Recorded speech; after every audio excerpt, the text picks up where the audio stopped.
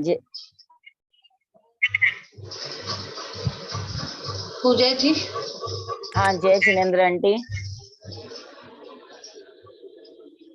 जय जिनेन्द्र आंटी जी। जय जिनेन्द्र सबको। हाँ आंटी, मेरा प्रश्न भगवती जी से रिलेटेड तो नहीं है। हाँ, लेकिन आंटी, जैसे अपने नमक को सचित मानते हैं, तो अब जैसे नमक हम घर में स्टोर करके रखते हैं, जैसे बाजार से खरीद के लाते हैं तो 3 किलो, मतलब जिसकी जैसी रिक्वायरमेंट होती है वो वैसा लेके आता है, और हम उसको इस जगह पे स्टोर करते हैं जहां से हमको सामान बार बार निकालना पड़ता है, तब भी क्या उन जीवों की विराधना मतलब उन जीवों को कष्ट होता है? इसके नमक के जीवों को? हाँ। नमक का डब्बा हिलाते हैं बार बार? नहीं, डब्बा नहीं हिलाते, लेकिन जैसे जिस सेल्फ पे हम नमक का डब्बा रखते हैं उसके जब साथ में वो हाँ? हिला ही नहीं तो कैसे विराधना होगी? तो फिर आंटी, जैसे अगर नमक जैसे पड़ा रहता है किसी, जैसे प्लेटफॉर्म पे नमक पड़ा रहता है, जिस सेल्फ पे नमक पड़ा रहता है उस पे दूसरी कोई अचित वस्तु रखी होती है, तो महाराज साहब वगैरह उठाने के लिए मना कर देते हैं कि नहीं, ये उठाना नहीं है क्योंकि पास में नमक रखा है। नहीं, पास में नमक रखा है वो ठीक है, अगर प्लेटफॉर्म फिक्स है तब तो मना करते नहीं है। अगर प्लेटफॉर्म फिक्स नहीं है तब फिर मना करते हैं। जैसे नहीं, जैसे डाइनिंग टेबल पर रखा हुआ हो नमक, हाँ हाँ हाँ, और कोई चीज रखी हुई हो तो क्या लेंगे महाराज साहब? नहीं वो तो नहीं लेंगे महाराज साहब, क्योंकि वो डाइनिंग टेबल मूवेबल है। वही बात नहीं, है, अगर मैं है तो महाराज जैसे साहब। आंटी, जैसे किचन का सेल्फ है, फिक्स है, हाँ हाँ और उस पे जैसे नमक रखा हुआ है, और उसी की थोड़ी सी दूरी पे, टच हाँ नहीं है लेकिन नजदीकी है, हाँ। और नीचे हमारा बिस्किट पेपर पेपर भी नहीं रखा, नहीं पेपर भी नहीं रखा हुआ है, बिस्किट नहीं, का डब्बा रखा है, तो हमारा सब बोल देंगे कि नहीं मत लो, तो फिर मरासा को लगता होगा कोई संकटा हो जाए कदाचित टच करने में। आप बोल सकते हैं, आप निवेदन कर सकते हैं, मरासा पेपर नहीं बिछा हुआ है, कुछ नहीं है, ओके मैं उपयोग ओके। से निकालूंगी, टच नहीं करूंगी, ऐसे बोल हाँ सकते हाँ हैं। आंटी, फिर भी आत्मा मरासा अपने ज्ञान में जैसे देखे, फिर आप निवेदन कर नहीं, दीजिए, नहीं ले हाँ उन ज्ञान में जो देखे वैसे करेंगे। Okay aunty, okay aunty. आत्मारंभी का मतलब अपनी आत्मा का अहित चाहने वाला हो गया, हाँ, आत्मा स्वयं आरंभ करने वाला। स्वयं आरंभ करने वाला। तो आंटी, अगर अभी हम सामायिक के अंदर हैं, हाँ, यदि कोई जीव सामायिक के अंदर है, तो वो आत्मारंभी हुआ या परारंभी हुआ? यहाँ पे जो कहा गया है सर्व त्यागी को ही अनारंभी कहा है। सर्व श्रावक त्यागी को? नहीं, अपन देखिए अनुमोदना सारी चल रही है, अपने बिजनेस में भी, घर में भी, सब चीज की अनुमोदना है। पर आंटी, जब सामायिक ले ली तो सावध्य योगों का त्याग कर दो, दिया। हाँ, 2 करण 3 योग से किया, उतना फल तो मिल ही गया। 3 करण 3 योग की सामायिक तो नहीं है। हाँ वो तो है। अच्छा, तो आंटी वही फिर अगर स्वाध्याय अभी करता हुआ साधु, का फल कम थोड़ी बता रहे हैं। नहीं नहीं, कम तो नहीं बता, तो फिर स्वाध्याय करता हुआ साधु मत आंटी, आत्मारंभी परारंभी या तदुभयारंभी? स्वाध्याय करता हुआ साधु हाँ अगर स्वाध्याय कर रहा है, उसके आंतरिक परिणाम कैसे हैं? ज्ञानी उसकी अपेक्षा कह रहे हैं, पढ़ते जा रहे हैं अपन, लेकिन भाव शून्य है। कई बार अपन फिर समाई प्रतिक्रमण पूरी करके उठ जाते हैं, पता ही नहीं चलता हमारे विचार कहाँ थे, ऊपर तो से पढ़ते अंदर विचार कहीं। अगर वो आंटी, वास्तव में आंतरिक पवित्रता से युक्त है साधु, तो अनारंभी है। चाहे और स्वाध्याय मतलब पानी हो, चाहे गोचरी में गया हूँ, चाहे कहने का है, हम्म, कहने का ये हो गया आंटी कि अगर द्रव्य से स्वाध्याय कर रहा है तो आत्मारंभी परारंभी तदुरंभी कुछ भी हो सकता है, और भाव देखो से है तो अनारंभी है। देखो, हाँ, हम तो है ना, वास्तव में हमें तो द्रव्य ही देखने को मिल रहा है, भाव कैसे हाँ जाए? अपन तो देख नहीं सकते हैं ना, कोई विशिष्ट अवधि ज्ञान है ना केवल ज्ञानी है, यहाँ अभी हाँ कोई हाँ कुछ बात बताए, तो हमें तो हाँ मान के करना चाहिए। धन्य है साधु साध्वी, स्वाध्याय कर रहे हैं, अंतरात्मा इनकी पवित्र है। अपन तो यही भावना करें, अपन तो शुभ बोले उस समय, शुभ हाँ सोचे। हाँ। नहीं आंटी, एक्चुअली अभी यहाँ महाराज साहब पधारे हुए थे, और महाराज साहब की सेवा में महाराज साहब ने यही आत्मारंभी परारंभी का थोपड़ा करवाया, तो हाँ, ये प्रश्न वहां पे दिमाग में आए, महाराज साहब से भी चर्चा हुई, तो मैंने कहा जब मौका मिलेगा तब आप ही से इसका थोड़ा समाधान लेने की कोशिश मान करूंगी। अपन तो मान के चलें कि भाव पूर्वक कर रहे हैं वो, और कदाचित छद्मस्ता के कारण उनके अंदर कोई कोई अन्य परिणाम हो तो वो सर्वज्ञ जाने। अच्छा, मैती कृपा कराई आंटी। इसमें एक समान। ठीक है पूजा जी। हाँ। हाँ बोलो सुनीता। भाभी जी प्रणाम। भाभी जी जो अपने परिचय लेते हैं, जैसे मौन्य कर्म से दर्शन परिचय है, तो भाभी जी 9वें गुण स्थान तक लगते हैं परिचय यानी मौन्य वाले, तो फिर दर्शन परिचय कैसे समझना? उस समय मौन्य तो उपशांत है या क्षय हो चुका? 9वें गुण स्थान में दर्शन परिचय ले रहे हैं क्या शनि चढ़ते हाँ। हुए? हैं? खोलो एक हाँ, बार परिचय का थोपड़ा। ये है पेज नंबर, उसमें तो आप वाली बुक में तो नहीं लिखा हुआ ये वाली बात, क्यों? लेकिन ये तो है नहीं, इसमें 496। कर्म और परिचय में पूरा खोला हुआ है। 8वें हाँ। शतक में निकालो सब कोई। 496 पेज नंबर। तुम किस में पढ़ रहे थे? मैंने तो वो टीका में से पढ़ा था, उसमें लिखा हुआ था कि दर्शन परिचय है, लेकिन फिर भी अगर मौन्य तो उपशांत है या क्षय हो चुका, तब उसको चलमल आघात के दोष कैसे लगेंगे?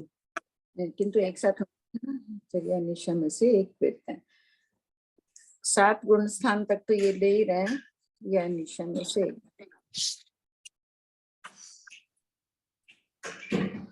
दर्शन परिचय ले रहे हैं। यहाँ तो खोला नहीं था कुछ ना। हाँ, 8 ऐसा खोलना वही है। तीसरे गुण स्थान में 7।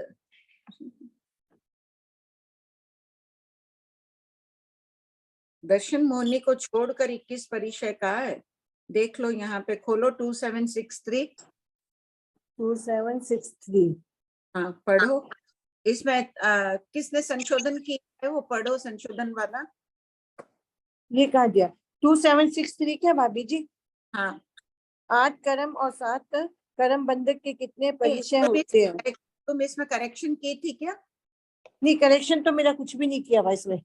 अन्नपूर्णा के पास होगा करेक्टेड, या श्वेता के पास होगा। श्वेता को अनम्यूट कर। आंटी हाँ मेरा बोलो। ना मेरे लिखा हुआ है सांख्यमोनी। आंटी मेरा सांख्यमोनी और क्वेश्चन नंबर 393 पेज नंबर 61 से लिखा हुआ है। आप वो इसको तो कांचा मूल्य का छोकरा हो गया भाभी जी। तो वहां से आंटी ने बताया था। हाँ वो तो आंसर नहीं, इस आंसर में चेंज ये था, तीसरे गुण स्थान में 7 शेष, 1 से 7 गुण स्थान में 8 कर्म बनते हैं, और पहले आदि जीव स्थान में द्रव्य नहीं, वो ठीक है। और कितना है? और तीसरा कटा के 8 और 90 गुण स्थान में आयुष कर्म को छोड़कर 7 कर्म बनते हैं। और उसके बाद इनके 22 परिचय होते हैं, ये पूरा कटा दिया था। हाँ, एक साथ 20 लेते हैं। दर्शन मोहिनी को छोड़कर लिखा हुआ है ना वहां पर। सुनीता हाँ, नहीं हाँ। स्थान में 8वें 9वें में श्रेणी में नहीं ले रहे हैं दर्शन परिचय। अच्छा, दर्शन परिचय नहीं ले रहे, तो दर्शन परिचय अपने 7 तक ही लेने हैं। हाँ आंटी मैं बोलूं इसका पूरा आंसर? हाँ बोलो। तीसरे गुण स्थान में 7 शेष, 1 से 7 गुण स्थान में 8 कर्म बंधते हैं और 22 परिचय होते हैं, और 8 और 8वें और 90 गुण स्थान में आयुष्य कर्म को छोड़ करके 7 कर्म बंधते हैं, और दर्शन मोनिय को छोड़कर 21 परिचय होते हैं, किंतु एक साथ 20 वेदते हैं। 19 एक साथ 19 करेक्शन करा हुआ ये भी।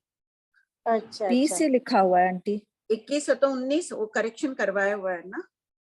19 होंगे ना, शीत या उष्ण में से एक, चर्या या निशिया में से एक। अच्छा 20 होंगे ना ठीक है, भाभी जी? 21 है तो 2 कम करना होगा ना। हाँ फिर 19 हो गए। ठीक है, ठीक है आंटी।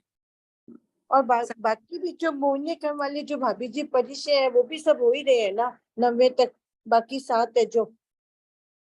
हाँ, जबकि थोड़ा ना तो मोहन्य का प्रदेशोदय है ना विपाकोदय है, मोहन्य तो हाँ। उपशांत है और क्षय हो चुका है, तो फिर कैसे समझे भाभी जी? बस अल्प मात्रा में ज्ञानियों को दिख रहा है। अभी तक लोभ मोहिनी का उदय है 9वें जीव स्थान में। मान लो उपशांत कर कहाँ है? अभी तक तो उदय है ना संजलन लोभ का। हाँ हाँ, तो लोभ के कारण ज्ञानावर्णी क्यों बंध रही है 10वें तक? नहीं क्या ज्ञानावल्य तो उदय भी तो है ना 12वें तक, तो फिर वहां पर तो हो ही गया परिचय, क्या बंद नहीं है? ज्ञानावर्णी के उदय के कारण बंध नहीं बताया, मोहिनी के उदय के कारण ज्ञानावर्णी का बंध है। ज्ञानावर्णी का उदय तो 12वें गुण स्थान में भी है, वहां तो मोहिनी के उदय के कारण ये परिचय आदि बताएं। जैसे शैया परिचय क्यों बताएं, शैया परिचय इसका भी खोला हुआ है ना आगे। हाँ देखो इसमें 2765 पढ़ो एक बार। चर्या परिचय, श्री अभयदेव सूरी के अनुसार विहार करते हुए चर्या परिचय किसी ग्राम आदि में स्वल्प काल के लिए विश्राम या आहार आदि के लिए ठहरने पर शैया परिचय भी विहार करने की उत्सुकता आदि परिणामों की अपेक्षा से मुनि चर्या और शैया ये दोनों परिचय एक साथ रहते हैं। मोहनीय कर्म के उदय के कारण उत्सुकता आदि होती है। थोड़ी सी उत्सुकता आ गई, उसी में परिचय आ गया। अच्छा अच्छा। और भाभी जी जो अपने में परिचय होंगे, अपने जो व्रत लिए उनको अच्छी तरह से पालन नहीं कर सके तो वही तो परिचय हो गया ना। ऐसे सामान्य व्यक्ति को तो आएंगे नहीं ना परिचय, जो अपने व्रतों में कुछ नहीं होगा, नियम नहीं लेके उसको अच्छी तरह से नहीं देखना ही तो परिचय है ना। हाँ, गौशाला का वर्णन अपन पढ़े थे, वहां परिचय शब्द का अर्थ देखो, परिचय यानी कष्ट। गौशाला का जीव वो ब्राह्मणी की बेटी रहता है, ससुराल से आती है, जंगल में जल जाती है ना, जंगल जल जाता है तब, तो वहां कष्ट परिचय सहन की है। तो छद्मस्त के लिए भी परिचय, श्रावक गृहस्थ के लिए भी परिचय शब्द का प्रयोग किया गया। नहीं, श्रावक के लिए तो हो गया, जैसे अपने कोई व्रत लिए उसको नहीं अच्छे से पालन किए या व्रत पालन में कुछ कठिनाई आई तो वो परिचय मान लिया भाई। तो साधुओं के ही हुए ना कि वो ला नहीं सकते, अपने को तो प्यास लगी उठ के पानी पी लिए, उनको कदाचित नहीं मिला, धोवन नहीं मिला। जैसे अपने भी कोई नवकाशी पौसी की है, फिर अपने को प्रतिकूलता आ गई और आगे ऐसे अपने को भी तो सहन करना पड़ता है ना कई बार। वो कष्ट है, लेकिन सामान्य नहीं होता है ना, मनचाही वस्तु उसके बाद ले सकते हैं। खैर तब को तो कष्टकारी कहा ही है, कष्ट पूर्वक ही तो अपने कर्मों की निर्जरा करनी है।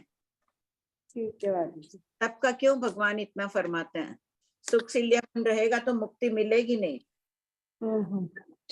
फिर दर्शन जैसे छाला होता है तो इतने अधर हो जाते हैं ना, खाएं कैसे, छाला है मुंह जले, तो महाराज फरमाते हैं कि जीवन को तो छाले की तरह रखोगे तो मुक्ति मिलेगी कहाँ से। कष्ट का विपरीत फरमाते हैं पतन है, जो व्यक्ति तप नहीं करता है उसका पतन निश्चित है 12 प्रकार के तपों में से। और ये भाभी जी प्रतिकूलता में ज्यादा कर्मों की निर्जरा होती है क्या अनुकूलता से? अगर परिणाम उस समय बहुत ऊंचे रहे तो। अच्छा, कर्मों की निर्जरा है ना कि देवलोकों के सुख की अनुभूति करता है जो सच्चा साधु होता है परिश्रमों में, ये लिखा हुआ होगा देखो स्टार्टिंग में। श्रावक भी तो हो सकता है ना, साधु का तो चलो हो गया, अपने भी कोई प्रतिकूलता परिस्थिति आ जाए तो वैसे अपने में भी तो हो सकता है।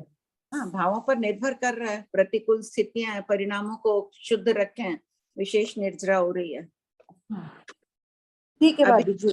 इस समय अपन भी तो सब बैठ के टीवी देख सकते थे, नींद ले सकते थे ना। हाँ हाँ, क्यों? तो स्वाध्याय विशेष निर्जरा के लिए। ठीक है भाभी जी, हम सब स्वाध्याय से धन्य बनना है, लिख लो ये लाइन। बनना ही नहीं, बनाना भी है लोगों को, सिर्फ अपने लिए नहीं करना है, धर्म प्रभावना करना है। स्वाध्याय किसी को ज्ञान दान दोगे तो अभय दान का भी फल स्वतः ही मिल जाएगा। जो ज्ञान सीखेगा वो प्रयास तो करेगा ही कोई ना कोई जीवों को अभय दान देने का। हाँ बोलिए, बोलो तारा जी। भाभी जी ये मैंने उपसम श्रेणी आने के बाद ही सपक श्रेणी आएगी ना? नहीं, जरूरी नहीं है, कोई जीव उपशम करता ही नहीं है। मरुदेवी माता की थी क्या उपशम श्रेणी?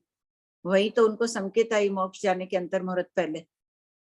ठीक है भाभी, जिसका ये छठा पॉइंट समझ नहीं पड़ रहा था इसलिए। कोई करता है कोई नहीं करता है। ठीक है भाभी, कोई एक बार करता है, कोई 2 बार, कोई 3, कोई 4 बार, और कोई करता ही नहीं है, सीधे ही छपक कर लेता है। नहीं तो भाभी जो इसमें 3 भाव में 2 बार ही तो उपसम श्रेणी है, तो फिर 4-5 बार। एक भाव में 2 बार ही करेगा, 4 बार जो ना, एक भाव में 2, दूसरे भाव में 2। अच्छा ठीक है भाभी, हो गया।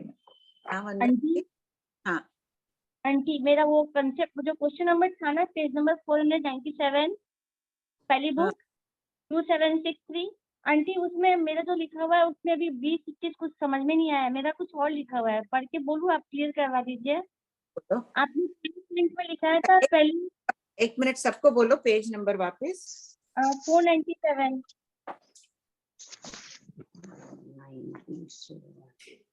पहली बुक में हाँ, और वो ना 2763. आंटी नीचे लिखा हुआ मैं बोल देती हूँ, पहले आदिजीवी स्थानों में द्रव्य सदिश समझना चाहिए, और हाँ। 2 नंबर शीट में लिखा हुआ है तीसरे गुण स्थान में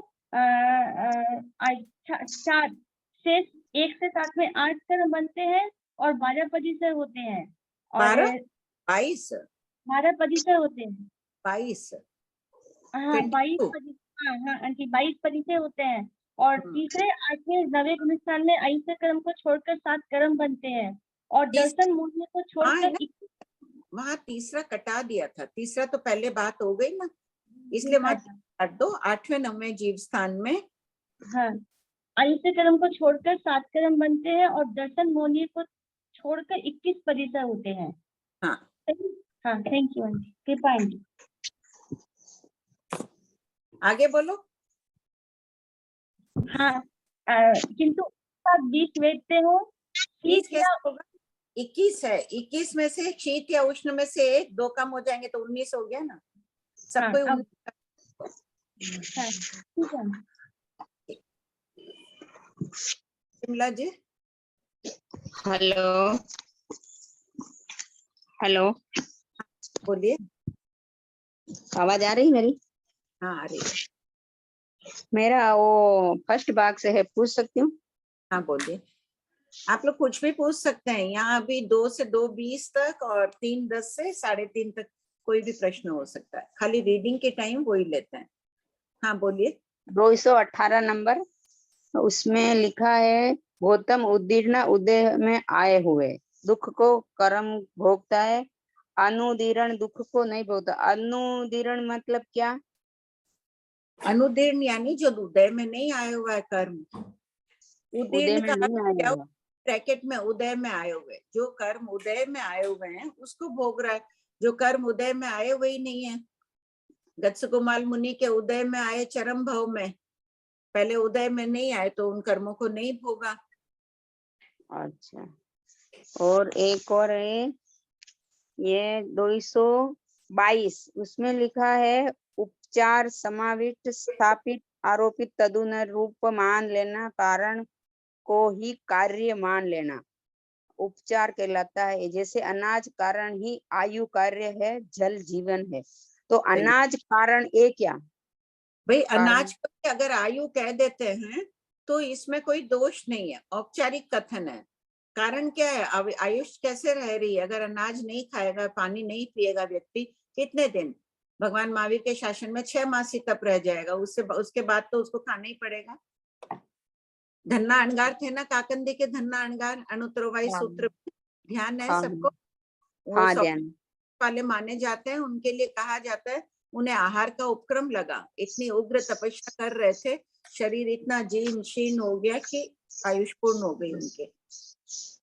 अच्छा, और 224 में है ये वर्तमान भव की आयु भोगता है, पर भव की बंधी हुई आयु को नहीं भोगता। इसी प्रकार बहुवचन संबंधी प्रश्न उत्तर कहना। बहुवचन मतलब बहुत के लिए, एक वचन है एक जीव के लिए, क्या बहुत जीवों के लिए यही नियम है? हाँ बहुत जीवों के लिए भी यही नियम। अच्छा, एक 244, इसमें संगीभूत सम्यक दृष्टि नारक महावेदना वाले क्यों कहे गए हैं? अगर सम्यक दृष्टि है तो उसको महावेदना क्यों? उत्तर में क्या दिया पढ़िए। संगीभूत नारक को पूर्व कृत कर्मों का विचार करने पर घोर पश्चाताप होता है कि अरिहंत भगवान द्वारा प्ररूपित सर्व संकट निवारक धर्म का आचरण नहीं किया, काम भोगों में जाल में फंसा रहा, इसी कारण ये घोर आपदा आ पड़ी। इस प्रकार की मानसिक वेदना के कारण महावेदना का अनुभव करता है। अन्य अपेक्षा से संगीभूत संगी पचेंद्रिय तीव्र अशुभ परिमाणों के कारण 7वीं पृथ्वी तक जा सकता है। फिर आया संगी को मिथ्यात्वी नारक अल्प वेदना वाले क्यों कहे? यहाँ अपेक्षा कथन है कि पूर्व का क्यों मैं धर्म का पालन नहीं किया, पश्चाताप कर रहा है। पश्चाताप करने से तो उनका भ्रम कटता है आंटी, तो उसको महावेदना क्यों कहा? उसको दुख हेलो। हो रहा, दुख होना, बहुत दुख हो रहा है, मैंने क्यों धर्म का आचरण नहीं किया, मैं इतने साल क्यों ऐसे रही, वो वेदना है, आत्मा दुखी हो रही है उससे। एक बार कर लिया, पश्चाताप कर लिया, बार बार वही बात सोचना, दुखी होना। और मिथ्या दृष्टि नारक को अल्प वेदना होती है। हाँ, वो उसको क्यों? नहीं होता है पूर्व भाव का, नहीं किया, ठीक है, अभी लड़ाई झगड़ा कर रहा है दुखों में। मासी 2:20 हो गया, अभी रीडिंग का ले ले कि क्वेश्चंस? ठीक है, अभी बाद में पूछूंगी। हाँ ठीक है, मैं बाद में पूछूंगी।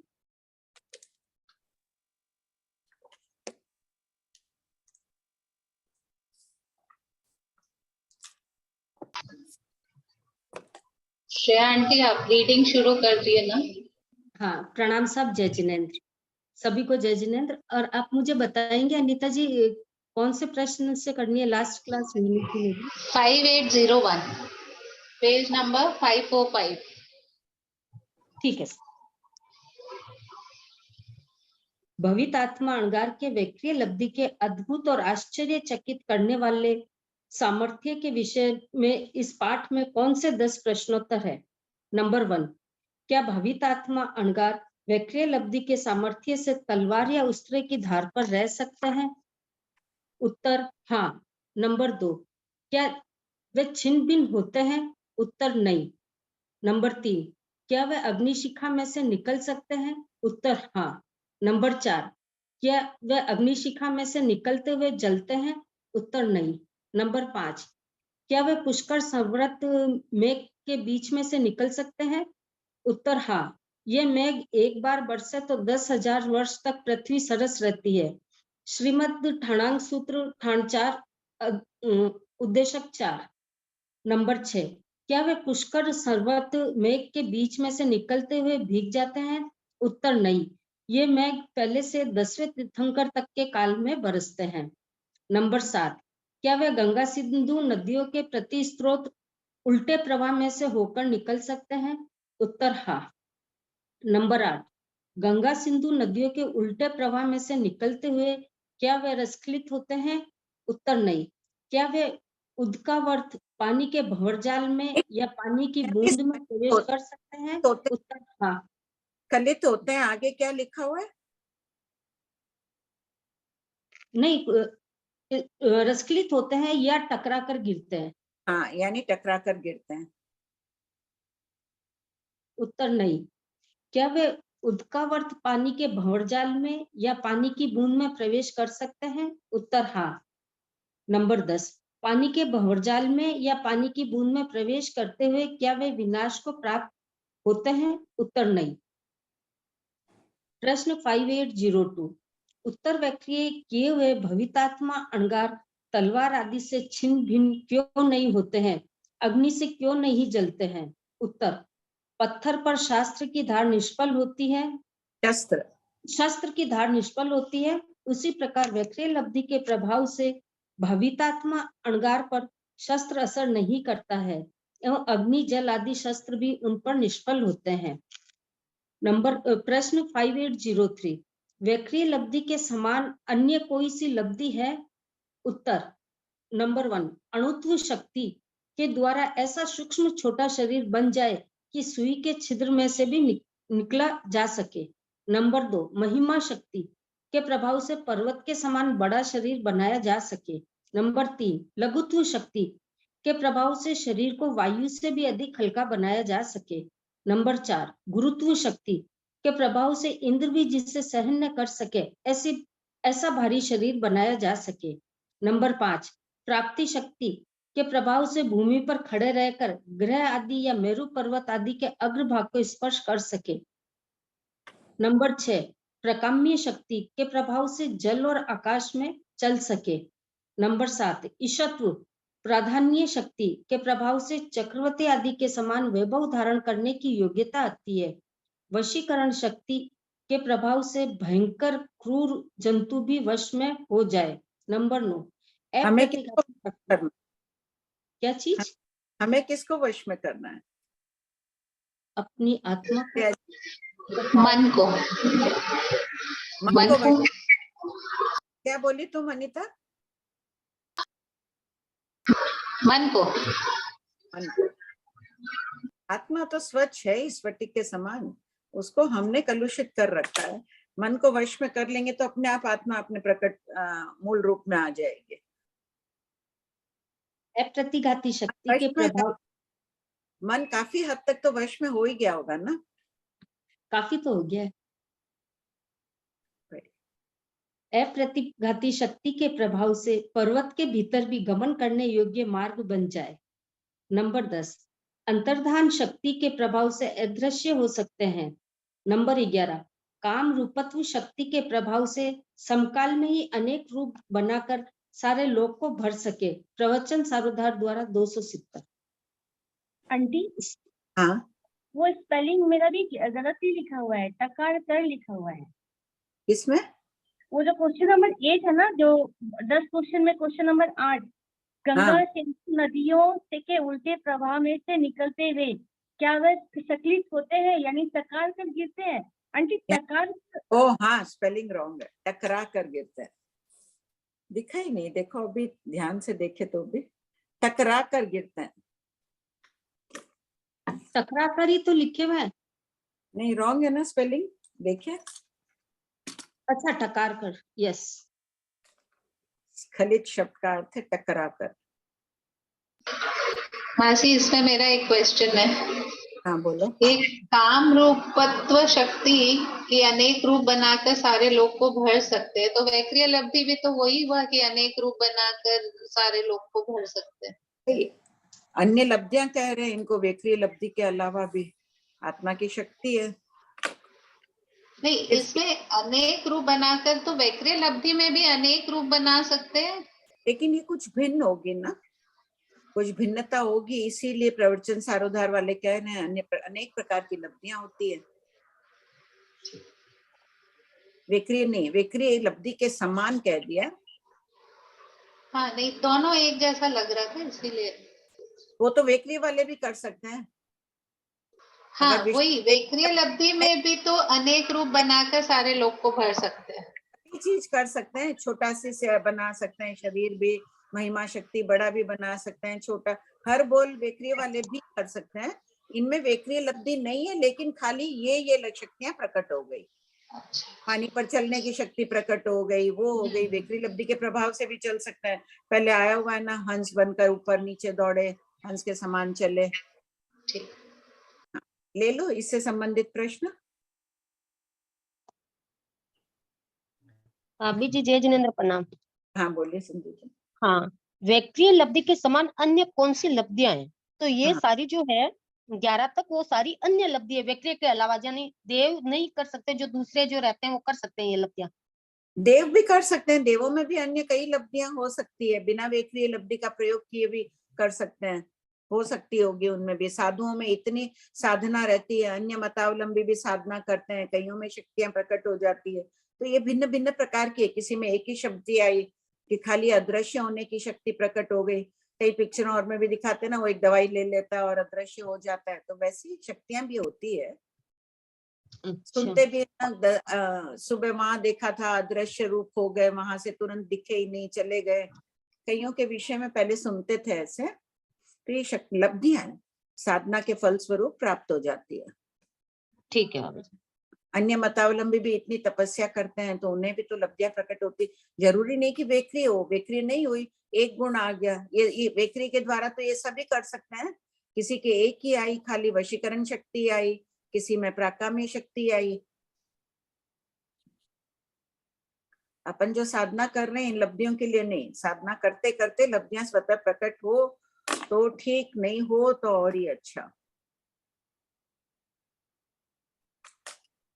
आंटी, ये जो 28 लब्धि, उसमें ये से ये नहीं है ना, जो 48,000 लब्धियां देते हैं तो अन्य मुख्य है, उनमें एक भी नहीं है ये। हाँ, उसमें से ये जो 48,000 विद्याधर को देते हैं उसमें से होगी ना। अनंत लब्धि संपन्न शब्द प्रयोग करते हैं ना, अनंत लब्धि संपन्न। आंटी, 5वां प्राप्ति शक्ति समझाइए ना, कि वो जमीन पे खड़ा रह के उसकी हाइट बढ़ जाएगी या हाथ लंबा हो जाएगा, कैसे टच करेगा? तो सामर्थ्य आ गया, वो इतना ऊंचा ग्रह है, यानी सोचो ग्रह आदि कितने ऊंचे हैं। ग्रह आंटी मेरु पर्वत देख खड़ा लिया तो जमीन पे मेरु खड़ा पर्वत- जमीन पे है और वो इतनी हाइट कर लेगा, तो अपन तो उत्तर वैक्री से तो 1 लाख योजन ही बोलते हैं। अब ये तो आपका मेरु पर्वत प्रमाण अंकुल से 1 लाख योजन का है, तो मतलब ऐसा कर क्या रहा है कि आंटी वैक्री लब्धि से भी ज्यादा पावरफुल हो गई है तो। कोई ना, हाँ हो सकती है, कुछ न कुछ शक्ति के प्रभाव से लंबा कोई प्रयोग में ले नहीं ले, ये भी जरूरी नहीं है। इतना सामर्थ्य आ गया उसमें, सामर्थ्य भी तो बता सकते हैं कि उसमें इतना सामर्थ्य निष्कारण पर आंटी वो क्यों। सामर्थ्य भी प्रैक्टिकली अप्लाई दिमाग में बैठना तो चाहिए ना, कि जमीन पे खड़ा है और 1 लाख योजन का मेरु पर्वत है, मान लो उसकी चुलिका को भी टच कर रहा है, 40 योजन की चुलिका है और वो सब प्रमाण अंगुल से, वो जो बनाएगा वो उत्सेद अंगुल से, तो वो दिमाग में बैठता नहीं आंटी प्रैक्टिकली, और कुछ नहीं। ठीक है, कोई बात नहीं। मान जाओ और फिर ग्रंथकार हाँ, कि ऐसी भी लब्धियां होती है। और एक आंटी अप्रतिघाती शक्ति के प्रभाव से पर्वत के भीतर भी गमन करने योग्य मार्ग बच जाए, तो ऐसी शक्ति चक्रवर्ती को नहीं होती, कि उनको तेला करना पड़ता है दरवाजा खोलने के लिए, तो ऐसा इस शक्ति से सीधा रास्ता नहीं निकल सकता क्या? वहां कौन, वहां भी तो सामने देव बैठा है, चक्रवर्ती अच्छा। तेला क्यों करते हैं? नहीं देव तो आंटी सामने आ देव जाएगा, सामने, देव पहुंचाएगा। अगर देव सामने बैठा हो और किसी को ये अप्रतिघाती शक्ति हो, तो वो यूज नहीं कर सकता क्या? सामने पर्वत में खोल नहीं सकता क्या दरवाजा? वो अशात्मा नहीं कर रहे हैं ना देव के, तेला करके बहुमान पूर्वक कितने दास दासी साथ में जाते हैं, मंगल गीत गाते हुए जाते हैं, फिर उसे टकराते हैं, आवाज होती है तब वो उपयोग लगाता है कि चक्रवर्ती का, तब वो खोलने दे रहा है। वो भी शक्तिशाली है। चक्रवर्ती कौनिक गया था ना, क्या हुआ उसका? दरवाजा ठकठकाया ना, वो भी तो चक्रवर्ती की तरह दास दासियों को लेके गया, 18 देश के दास दासी आदि गए, और जैसे ही किया उसने तेजोलेशा का प्रहार कर दिया अंदर से। चक्रवर्ती के ठीक है, पुण्य प्रभाव से वो खुल रहा, जाता सेनापति है, चक्रवर्ती दरवाजा खोलने नहीं जाते हैं। मतलब ये अप्रतिघाती शक्ति भी आ गई, पर अगर किसी पर्वत को अंदर रास्ता बनाना है और उसका कोई मालिक देव है, तो उसकी मर्जी भी शामिल होनी चाहिए। ये ऐसा हो कोई गया ना आंटी? ऐसा कोई जरूरी नहीं। अब तो नहीं, तुम चक्रवर्ती का पूछ रहे हो, मार्ग देना है, न भी दे, बाधा भी आए, इसकी पुण्यवानी होगी, देव का रास्ता जाना जरूरी भी नहीं है कि उनका उपयोग जाए। उस समय संगम देव का उपयोग गया ही नहीं, भगवान महावीर पर कष्ट थे तो संगम देव कष्ट दे रहा था, तो प्रतिहार्य देव का कहाँ उपयोग गया? ठीक है आंटी, कृपा करें, प्रणाम। हाँ वंदना जी। जय जिनेन्द्र आंटी। आंटी ये भावित आत्मा अहंकार बोल रहे, ये वैक्रिय लब्धि कर रहे हैं, हाँ। तो इनसे क्या, इन पे ये सब चीजें मतलब असर नहीं कर रही है क्या है? मतलब कौन नहीं निकल रहा है? जैसे अग्निशिखा में से निकल सकता है, कौन निकल सकता है? पुद्गल, उसके वैक्री के पुद्गल या हाँ, भावित आत्मा अहंकार बनाया हुए भावित आत्मा अहंकार। उन्होंने जो वैक्री शरीर बनाया वो छिन्न भिन्न नहीं हो सकता है? शरीर है, तलवार या उसरे की धार पर जब जाके खड़ा हुआ है तो छिन्न भिन्न नहीं हो रहा है।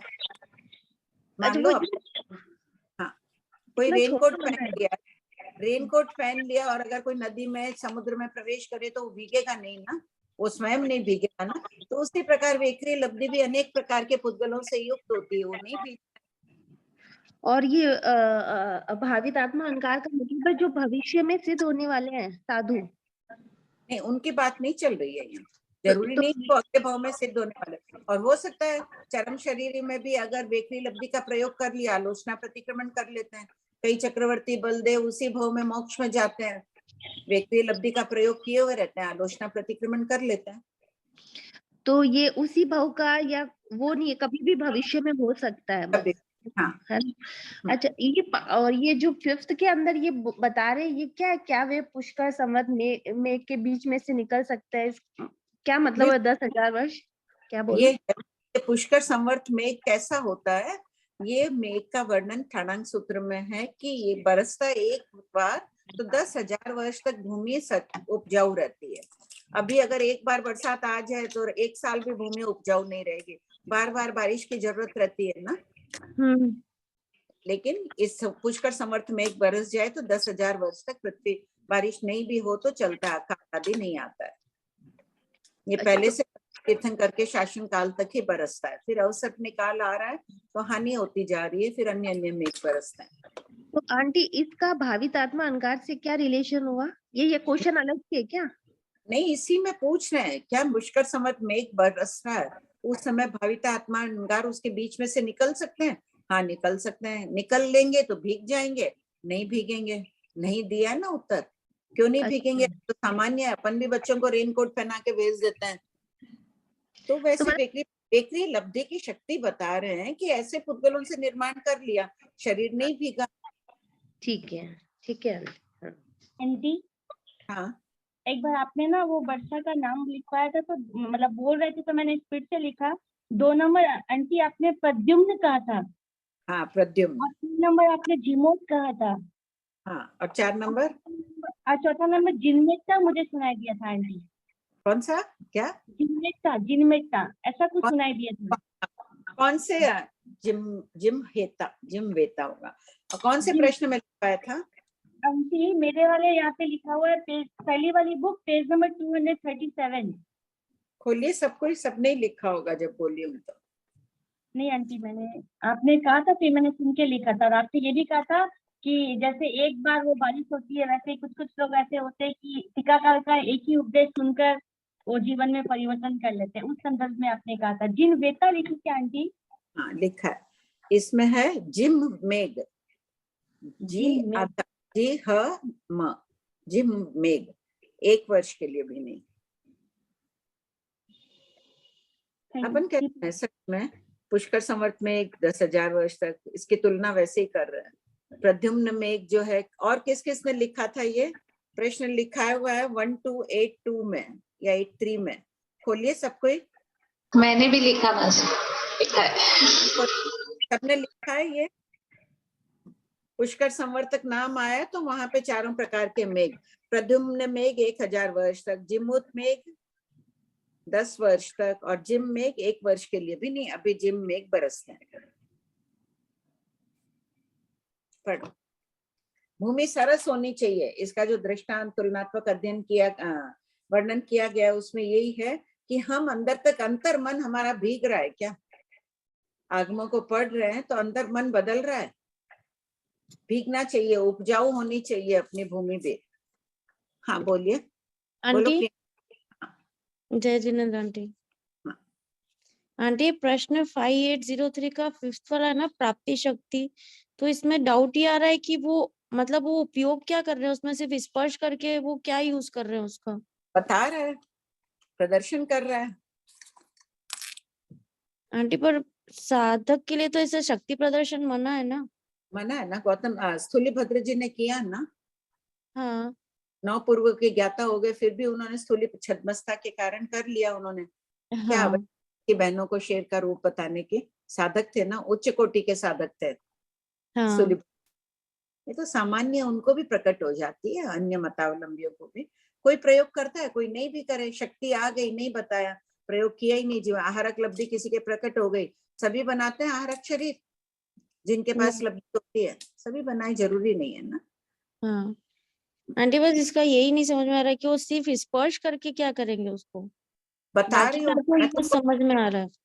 लब्धि हो, मैं प्रदर्शन करूंगी। देखो वेकरी शक्ति आ गई, मैं वहां तक स्पर्श के 50 जने मेरी प्रशंसा कर देंगे, प्रभावित हो जाएंगे। बाहर सड़क पर होके कर दिया तो लोग जय जयकार करेंगे, प्रशंसा मिलेगी, यश कीर्ति के लिए कर देते हैं।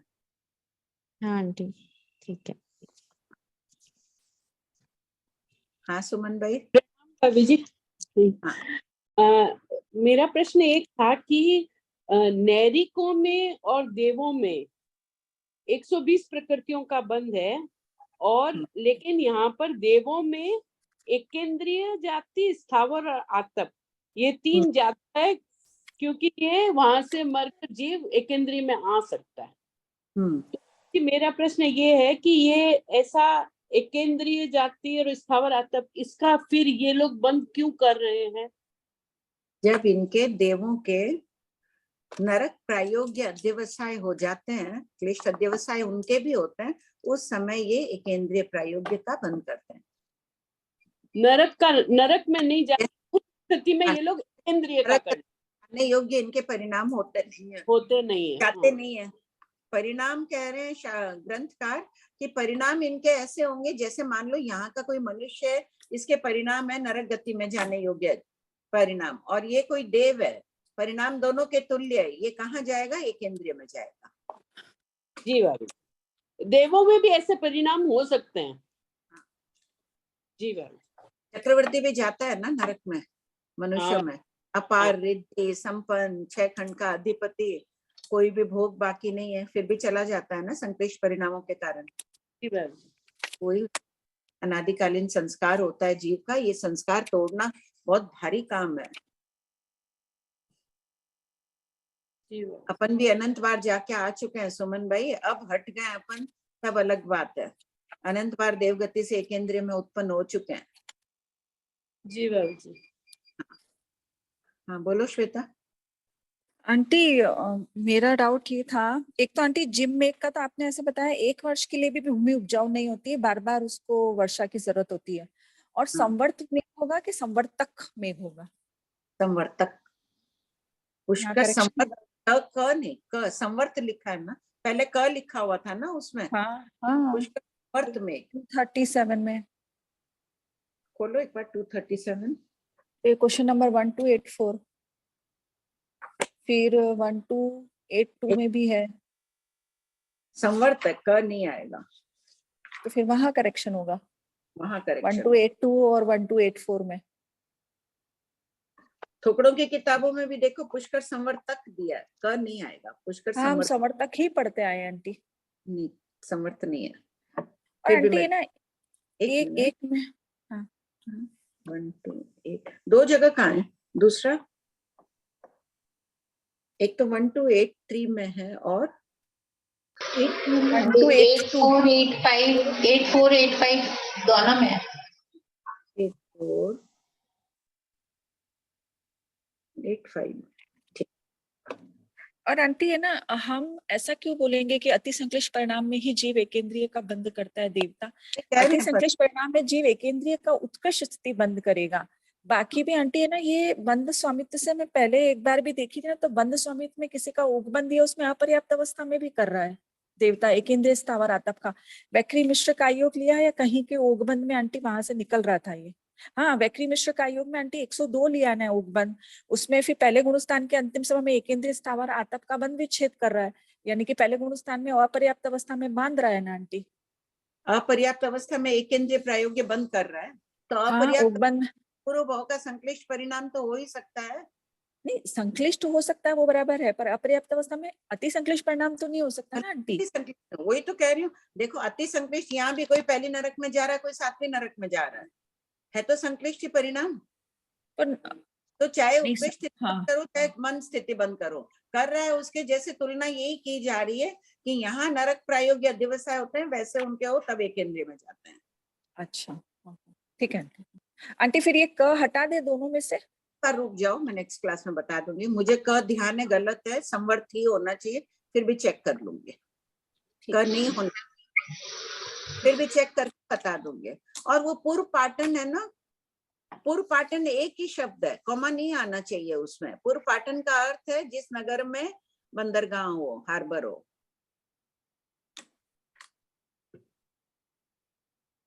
हाँ बोलो नरेंद्र जी, बोलिए।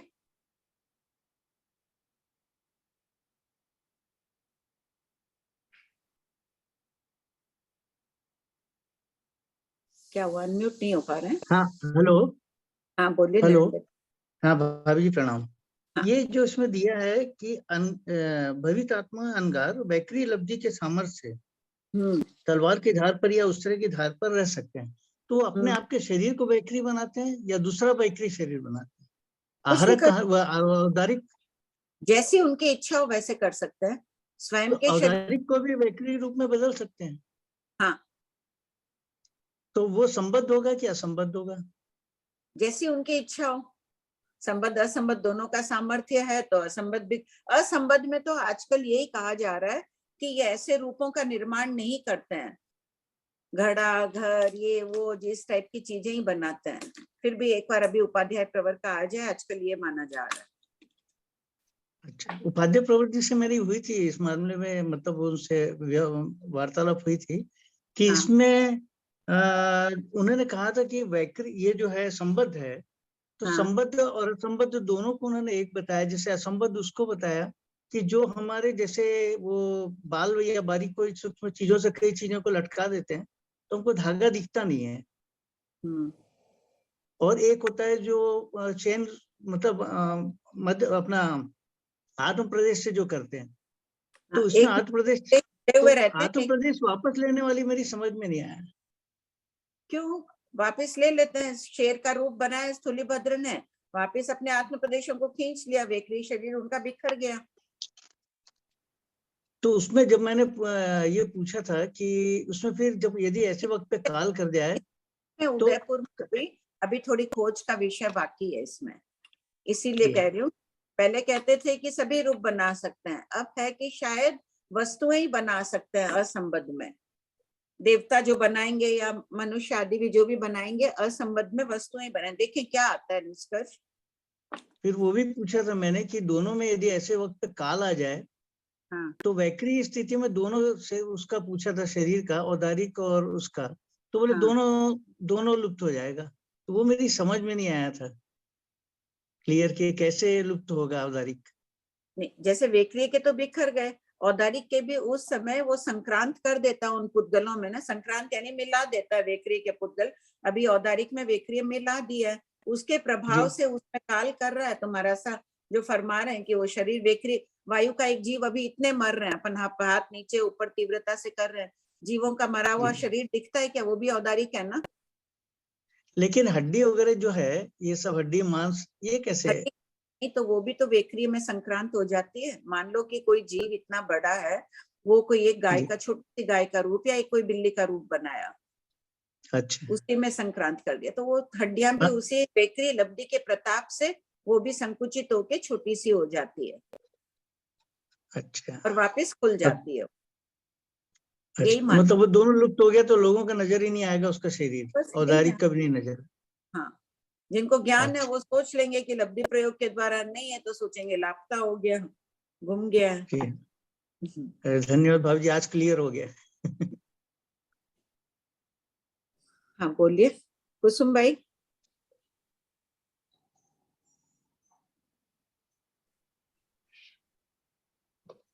हाँ भाभी जी, पहले इस संबंधी नहीं है, मैं बाद में पूछ लूंगी। ये परिषद गुणस्थान का वो था। हाँ ठीक, पढ़िए श्रेया जी। विमला जी, आपके क्वेश्चन है क्या? वो मेरा बाद में पूछने का। ठीक। स्पर्शना का थोकड़ा शतक 18 उद्देशक 10 क्रिया पर संबंध।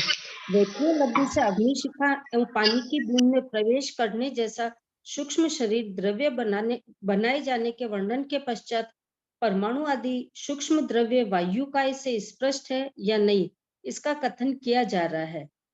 प्रश्न 5804। प्रस्तुत वर्णन में स्पष्ट शब्द के कितने अर्थ दर्शाए गए हैं? उत्तर, इस सूत्र पाठ की टीका में स्पष्ट शब्द का अर्थ व्याप्त है। हिंदी शब्दकोश में व्याप्त शब्द के अर्थ इस प्रकार है: सब ओर से ढकी हुई, फैली हुई, अंदर समाई हुई। प्रश्न 5805। राजगृह नगर में गौतम स्वामी ने यावत इस प्रकार पूछा: भंते परमाणु पुद्गल वायुकाई से स्पष्ट व्याप्त सब ओर से ढका हुआ है या वायुकाय परमाणु पुद्गल द्वारा स्पष्ट है? उत्तर, गौतम, परमाणु पुद्गल वायुकाय से स्पष्ट है किंतु वायुकाय परमाणु पुद्गल से स्पष्ट नहीं है। इसी प्रकार असंख्यात प्रदेशी स्कंद तक कहना चाहिए। प्रश्न 5806। उपयुक्त प्रश्नोत्तर से क्या तथ्य प्रकाशित होता है? उत्तर, उपयुक्त प्रश्नोत्तर से ये तथ्य प्रकाशित होता है कि संख्यात असंख्यात प्रदेशी स्कंद भी वायुकाय से स्पष्ट ढके हुए होते हैं, क्योंकि मशक के समान इन स्कंदों में वायुकाय भरी हुई नहीं होती है। प्रश्न 5807। भंते, अनंत प्रदेशी स्कंद वायुकाय से स्पष्ट है या वायुकाय अनंत प्रदेशी स्कंद से स्पष्ट है? उत्तर, गौतम, अनंत प्रदेशी स्कंद वायुकाय से स्पष्ट है किंतु वायुकाय अनंत प्रदेशी स्कंद से कदाचित स्पष्ट है और कदाचित नहीं होती है। प्रश्न 5808। पूर्वोक्त उत्तर को स्पष्ट कीजिए। नंबर 1, लोक में वायुकाय स्पष्ट फैली हुई है। ठोस अनंत प्रदेशी स्कंद वायुकाय से स्पष्ट ढके हुए हैं, क्योंकि ठोस वस्तु में वायु प्रविष्ट नहीं होती है। नंबर 2, कई एक अनंत प्रदेशी स्कंद वायुकाय से स्पष्ट ढके हुए नहीं है, बल्कि वायुकाय उनसे स्पष्ट ढकी हुई है। निम्नोक्त 2 प्रश्नोत्तरों में द्वितीय बिंदु की व्याख्या की जा रही है।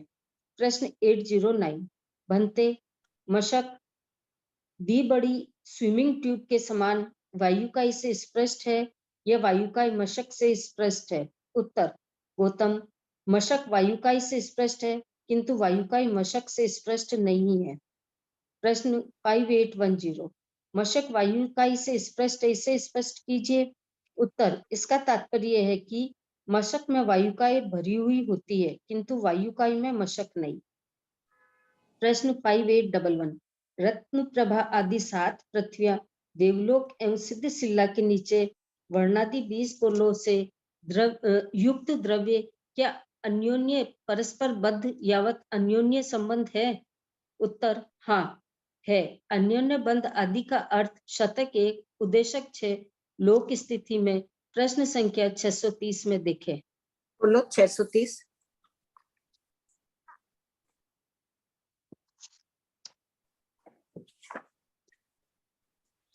Page number 101।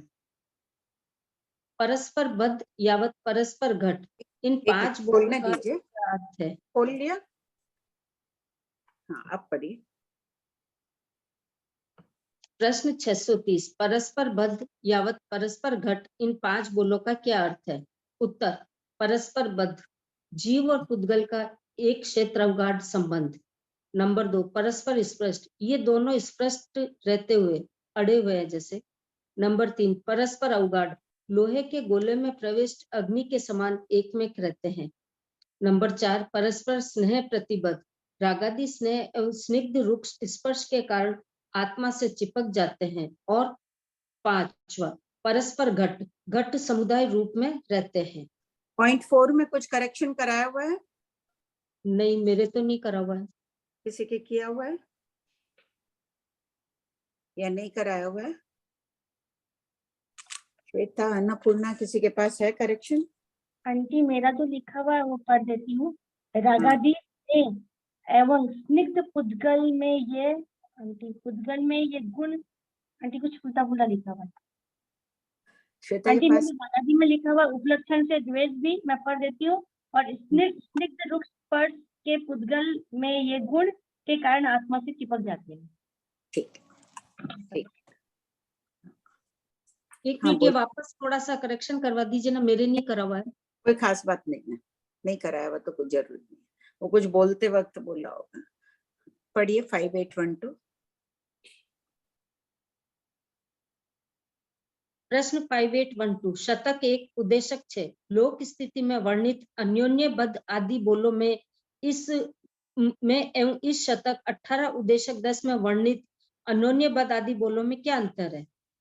उत्तर, शतक 1 उद्देशक 6 में जीव और पुद्गल के संबंध की अवस्थाएं बताई गई है, जबकि शतक नंबर 2 शतक 18 उद्देशक 10 में केवल पुद्गल द्रव्य में पारस्परिक संबंध की अवस्थाएं बताई गई है।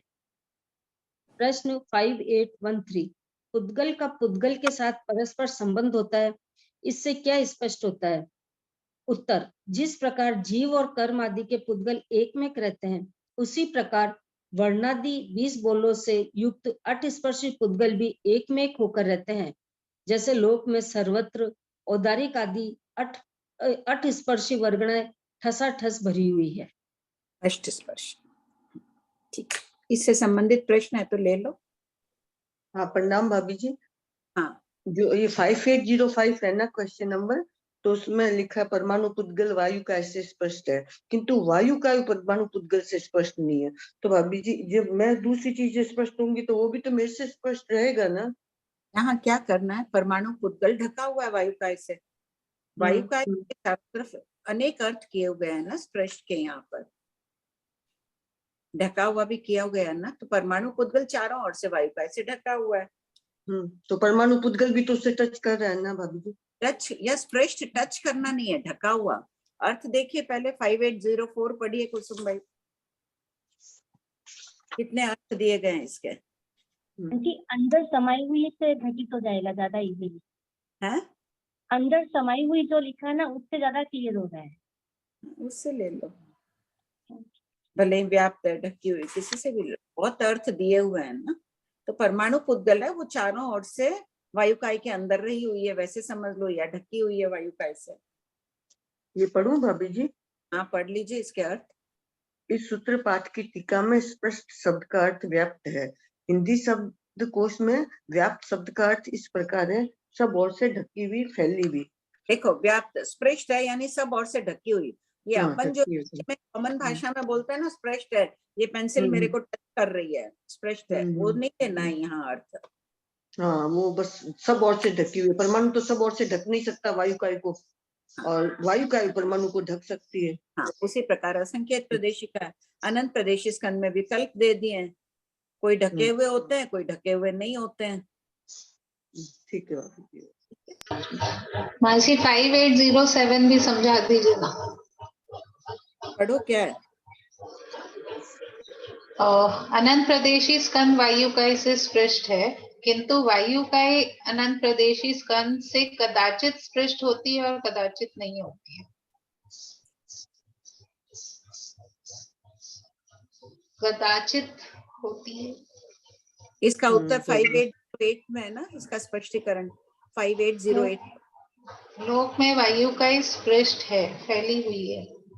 ठोस अनंत प्रदेशी स्कंद वायुकाय से स्पृष्ट है क्योंकि ठोस वस्तु में वायु प्रवेश नहीं होती है। ढके हुए हैं, कोई भी चीज है, ये पेंसिल है, मान लो ठोस है तो चार वायुकाय है ना, ये वायु से ढकी हुई है। कई एक अनंत प्रदेशी स्कंद वायु से स्पृष्ट नहीं है, बल्कि वायु उनसे स्पृष्ट है। ये वाला कैसे?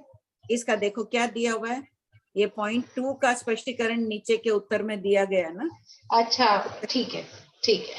पॉइंट 2 को ही 2 प्रश्नोत्तरों में एक्सप्लेन किया गया। हाँ हाँ ठीक है। तो सब इसमें मशक वायु को स्पष्ट है, लेकिन वायु का मशक से स्पष्ट नहीं है, ये कैसे होएगा? बोलो, नेक्स्ट प्रश्न पढ़िए। मशक में इसका तात्पर्य यही कह रहे हैं कि मशक में वायुकाय भरी हुई होती है। हाँ, किंतु वायुकाय में मशक नहीं, लेकिन वो जो भरी हुई है तो जा है वहां वायुकाय को टच करेगी ना। तो मशक टच की बात ही नहीं करना है ना, फैली हुई है।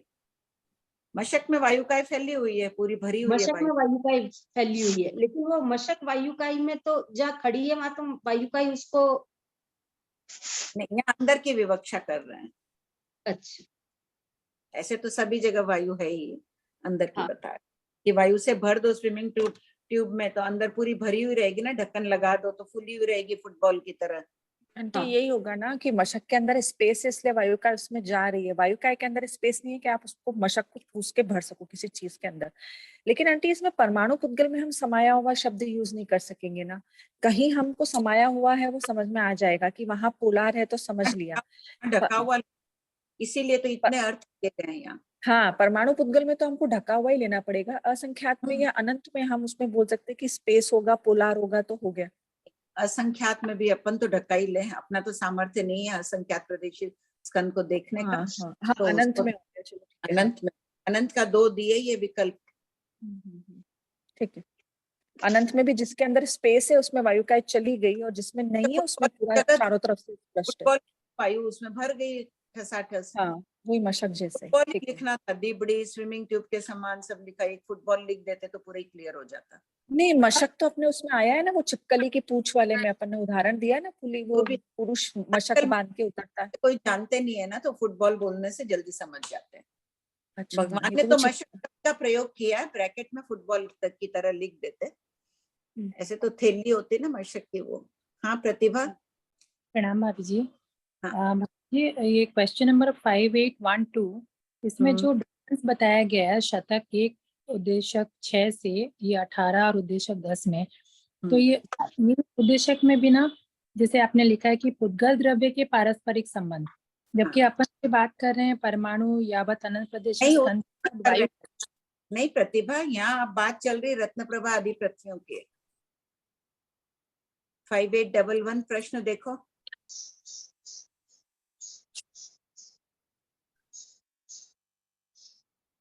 अच्छा, उसी प्रश्न से लगा हाँ। पूरा शतक नहीं, उद्देश्य पूरे की का। नहीं चल, उसकी चल रही है। उसी के लिए भगवान ने ये शब्द फरमाया ना, वर्णादि 20 से युक्त अन्योन बद्ध यावत अन्योन संबद्ध है। ठीक है, तो एक और क्वेश्चन है जी, प्रश्न नंबर 5565 अभी बोल सकती हूँ या बाद में करूँ? अब बोल दो, या 5 मिनट रुक, 5 मिनट रुक जाओ ना। ठीक। हाँ, हाँ बोलो। 3:10 से शुरू कर देते हैं प्रश्नोत्तर। भाभी जी, जो परमाणु और परमाणु से लेकर सूक्ष्म अनंत प्रदेशी स्कंद है, उसमें तो अपने 2 बोल घटित होंगे ना? नहीं, 2 बोल, एक ही सब बोल ओर से ढकी हुई और फैली हुई, 2 बोल हो गए ना, सब ओर से ढकी हुई और फैली हुई। नहीं, ढकी हुई मानेंगे ना, फैली हुई कैसे मानेंगे? अपने पास कोई सूक्ष्म मशक जैसे कोई चीज है नहीं ना, हमें नहीं पता कौन सी चीज है सूक्ष्म अनंत प्रदेशी स्कंद के। अच्छा, तो उसमें एक ही बोल घटित होगा। हाँ, एक ही करो, में आदर में दोनों कर लो, फिर तो तीनों हो जाएंगे ना भाभी। भाभी जी, सब ओर से ढकी हुई, फैली हुई और अंदर समाई हुई। अंदर समाई हुई, फैली हुई, और ये तो एक कौन सा हो जाएगा? फिर सब ओर से ढकी हुई, वो भी तो हो सकता है ना बादल अनंत प्रदेशी स्कंद में तो। हाँ ठीक है, और तो 3 बोल हो गए ना, वह ढकी हुई, कॉमा, फैली हुई, 2। पहले एक ही है ना, सब और से ढक गई है पूरी, तो वो फैली हुई है तभी ढक गई। वायुकाएं फैली हुई है तो ढक बीच गई। में कॉमा दिया हुआ है ना भाभी जी। नहीं, सब ये ओर तो से ढकी हुई। ये तो डिक्शनरी के अर्थ दिए हुए हैं इतने। अच्छा अच्छा अच्छा अच्छा, अपने को समान बोल को क्यों लेंगे? ठीक है भाभी जी, तब 2 बोल ही हुए। 2 घटित कर, तीसरा भी करना है कर लो, ऐसी कोई बात नहीं है। तो डिक्शनरी में एक शब्द के अनेक अर्थ होते हैं लिखे हुए, एक ही शब्द के अनेक प्रकार से भी व्याख्या होती है, वो शब्द भिन्न भिन्न भी लिखे हुए रहते हैं, तो लिख दिया है यहाँ। ठीक है भाभी। हाँ विमला जी। दीदी अभी मैं पहला प्रश्न पूछूं बाद में? मेरा पहली बुक से। नहीं, अभी पहले ये करेंगे ना, इससे संबंधित नहीं है तो। हाँ पढ़िए श्रेया जी। सौमिल ब्राह्मण के प्रश्नोत्तरों का थोकड़ा शतक 18 उद्देशक 10 पूर्वा पर संबंध। राजगीर नगर में चरम शरीरी गौतम स्वामी द्वारा भगवान महावीर को पूछे गए प्रश्नोत्तरों के वर्णन के पश्चात वाणिज्य ग्राम नगर में एक भवावतारी सौमिल ब्राह्मण द्वारा पूछे गए प्रश्नोत्तरों का वर्णन किया जा रहा है। प्रश्न 5814, सौमिल ब्राह्मण कौन थे? उत्तर, वाणिज्य ग्राम नगर का सौमिल नामक ब्राह्मण धनाढ्य यावत अपराभूत था और ऋग्वेद यावत ब्राह्मणों के शास्त्रों में कुशल था। उसके 500 शिष्य थे। वह अपने कुटुंब पर अधिपतिपना स्वामित्व करता हुआ सुखपूर्वक जीवन यापन करता था। प्रश्न 5815, ग्रामानुग्राम सुखपूर्वक विचरण करते हुए जब भगवान महावीर वाणिज्य ग्राम नगर के द्वितीयपलाश उद्यान में यथा योग्य अवग्रह अनुमति ग्रहण करके विराजमान थे, तब सौमिल ब्राह्मण के मन में क्या विचार किया? अवग्रह शब्द कौन से शतक में आया हुआ है पहले? अवग्रह या अवाय धारणा वो है अलग, अनुमति वाला होता है, वो तो मति ज्ञान के भेद में है। जल्दी शतक देख के बोलो, इसी भाग में, इसी दूसरे भाग में ही है।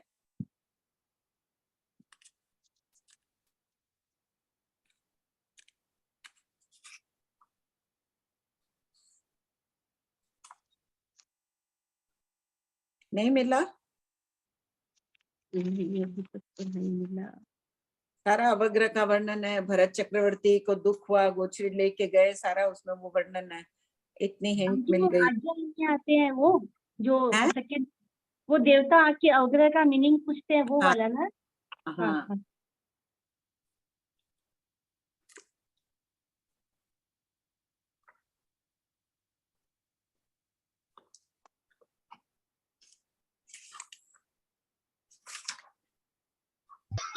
हाँ जी, श्वेता जी बोल रहे हैं कि ऋग्वेद का स्पेलिंग रॉन्ग लिखा हुआ है। किसका? ऋग्वेद है? ऋग्वेद क्वेश्चन नंबर 5814 पे क्या लिखा हुआ वहाँ? ऋग्वेद क्या रॉन्ग है?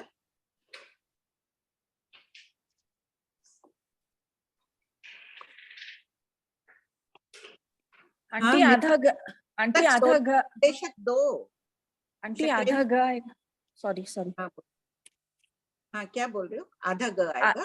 हाँ तो हलंत आएगा ना, पूरे घ के नीचे हलंत आएगा ना। फिर पहले ऋग्वेद शब्द कहाँ है, निकालो।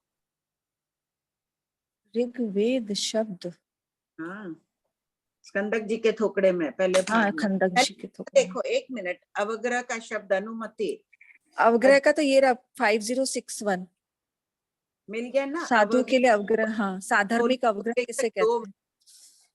504647 पूरा शकरेंद्र जी का थोकड़ा है। मेन तो 5055 में है। साधर्मिक अवग्रह का क्या अर्थ है?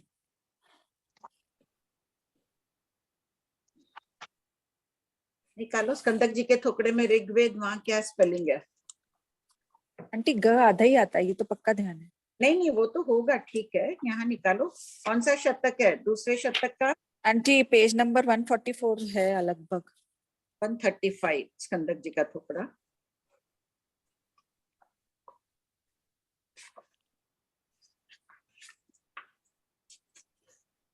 ये रहा ऋग्वेद पेज नंबर। आंटी यहाँ पे भी रॉन्ग है 136। यहाँ भी वही लिखा हुआ है। आंटी ग आधा आता है,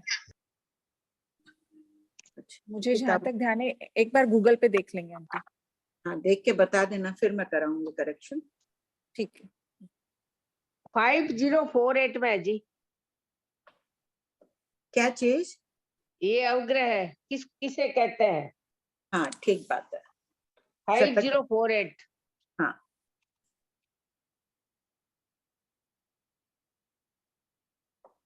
हाँ बोलिए, बोलो प्रतिभा। अच्छा अभी पढ़ रहे हैं, सॉरी पढ़िए श्रेया जी। ग्रामानुग्राम सुखपूर्वक विचरण करते हुए जब भगवान महावीर वाणिज्य ग्राम नगर में द्युतिपलाश उद्यान में यथा योग्य अवग्रह अनुमति ग्रहण करके विराजमान थे, तब सौमिल ब्राह्मण के मन में क्या विचार, सौमिल ब्राह्मण ने मन में क्या विचार किया? उत्तर, सौमिल ब्राह्मण ने मन में विचार किया कि मैं श्रमण ज्ञात पुत्र के पास जाकर उनसे अर्थ यावत व्याकरण प्रश्नों के उत्तर पूछूं। यदि वे मेरे प्रश्नों का उत्तर देंगे तो मैं उन्हें वंदना नमस्कार करूंगा और उनकी परिपासना करूंगा। यदि वे मेरे प्रश्नों का उत्तर नहीं देंगे तो मैं उनको उत्तर देकर उन्हें निरुत्तर करूंगा। ज्ञातव्य बिंदु, अहंकार से वशीभूत सौमिल ब्राह्मण के महान पुण्य का उदय होने वाला था, यानी सम्यक दर्शन प्राप्त होने वाला था, इसलिए उसके मन में भगवान महावीर के पास जाने की इच्छा जागृत हुई। देखो गया इतने अहंकार से, लेकिन पुण्योदय था ना। किसके पास जा रहा था? भगवान पराजित होते क्या उससे? हार गया हुआ। तो खाली यही मत देखो कि वो अहंकार के वश था, अहंकार, लेकिन पुण्य उदय था कि वो सम्यक दर्शन आदि प्राप्त कर लेगा वहां। प्रश्न 5816। भगवान ग्रामानुग्राम विचरण करते हुए आ रहे हैं। कल्पना करो कभी आचार्यों के विहार आदि देखे हो ना, आचार्य साधु साध्वियों के पीछे चल रहे हैं, साधु साध्वी चल रहे हैं, पीछे चल रहे हैं। उसी प्रकार भगवान महावीर भी, साध्वियां अलग विचरण करती है, साथ में नहीं करती, लेकिन बाद में आगे पीछे तो चलते ही हैं। तो कल्पना करो वैसे ही भगवान महावीर जा रहे होंगे। कितना भव्य ज्ञान, भव्य रूप, सौंदर्य, करुणाशील। कल्पना करा करो कभी जब ब्राह्मणुग्राम वर्ड आए तब, कि भगवान विहार कर रहे हैं, नीचे एरिया समिति को देख पूर्वक, ऊपर देखते हुए चलते हैं। क्या चाहे केवल ज्ञानी हो, साधु कभी भी नीचे देख के ही चलेगा। कोई भूल हो जाए, गलती हो जाए, अलग बात है। भगवान को तो केवल ज्ञान है, नीचे देखने की आवश्यकता नहीं है।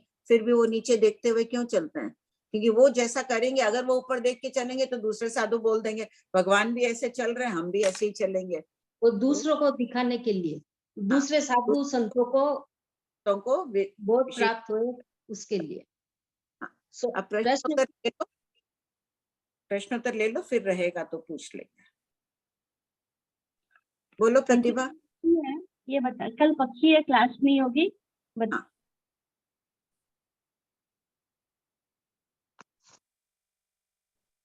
मेरा प्रश्न है, एक मिनट खोल लेते हैं। प्रश्न नंबर 5565 पेज नंबर 503। उसमें प्रश्न है मेरा कि लास्ट वाली जो लाइन है इस प्रश्न की, लास्ट के एक लाइन पहले, क्या भी पुद्गल समग्र लोक को अवगाहन करके रहे हुए हैं? वो जो चरम निर्जरा के पुद्गल और मानवंती नंबर बोल, पढ़ो 5565 बोल रहे हो ना, पॉइंट नंबर 12 प्रश्न का 5565 पॉइंट नंबर 12 पढ़ रही है ये, पूरा पढ़ो। अच्छा, पॉइंट नंबर 12 पढ़ लूं ना खाली? हाँ। मारणांतिक शरीर को छोड़ते हुए भावितात्मा अंगार के जो चरम निर्जरा के पुद्गल हैं, क्या वे पुद्गल सूक्ष्म हैं? आयुष्मान श्रमण, क्या वे पुद्गल समग्र लोक को अवगाहन करके रहे हुए हैं? ये जो लास्ट वाली लाइन है ना, इसका अर्थ क्या समझना, मतलब कार्बन वर्गना के पुद्गल समग्र लोक में है, बस यही प्रश्न पूछा जा रहा है यहाँ पे कि निर्जरित होने के बाद में नीचे क्या दिए हैं पढ़ो, पूरा प्रश्न उत्तर पढ़ लो, आगे से उत्तर लो, खोला हुआ है इसका स्पष्टीकरण। माकंदिक पुत्र अंगार ने भगवान महावीर से पूछा कि सर्व कर्मों को वेदते हुए सर्व कर्म 565 पढ़ रहे हैं पूरा, पेज 503। हाँ अब पढ़ो।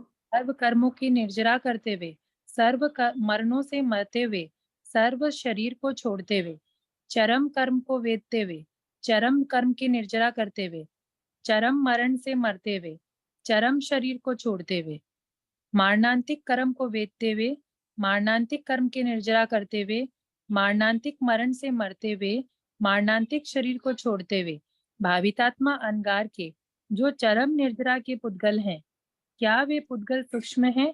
आयुष्मान श्रमण, क्या वे पुद्गल समग्र लोक को अवगाहन करके रहे हुए हैं? तो मेरा प्रश्न ये है कि ये आगे पढ़ती 2-3 प्रश्न पढ़ लो, उत्तर पढ़ लो, मिल जाएगा। अच्छा, ये वापस पूरा उत्तर तक पढ़ो। उत्तर पढ़ो इसका।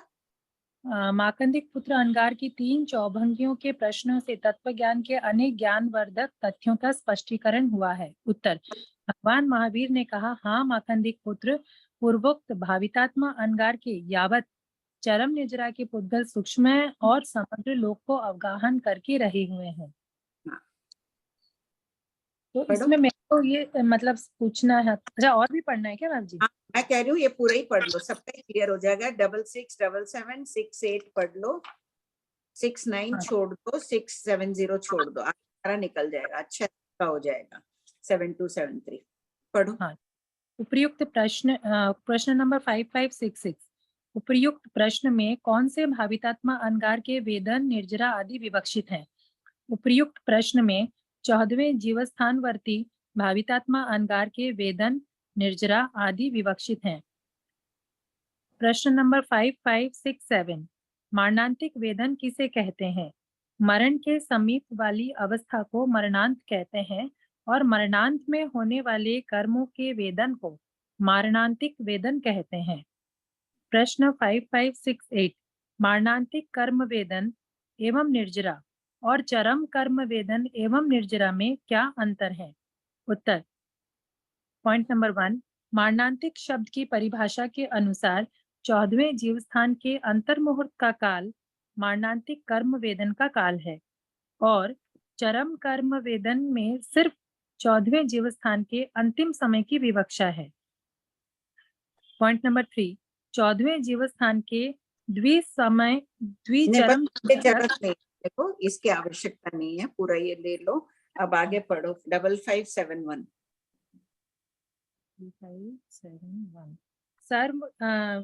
सर्व कर्म वेदन, सर्व कर्म निर्जरन, सर्व मरण और सर्व शरीर छोड़ने का क्या तात्पर्य है?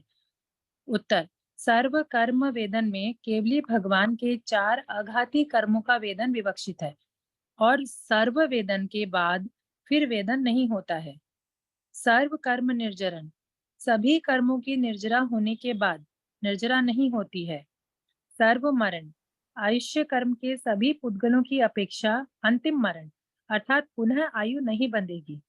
सर्व शरीर छोड़ना, औदारिक आदि सभी शरीरों को छोड़ने के बाद शरीर धारण नहीं होता है। इसमें यही है कि भाई वो चरम निर्जर पुद्गल हैं, संपूर्ण लोक में व्याप्त हो गए। यहाँ केवली समुद्घात से अपन घटित नहीं कर सकते हैं।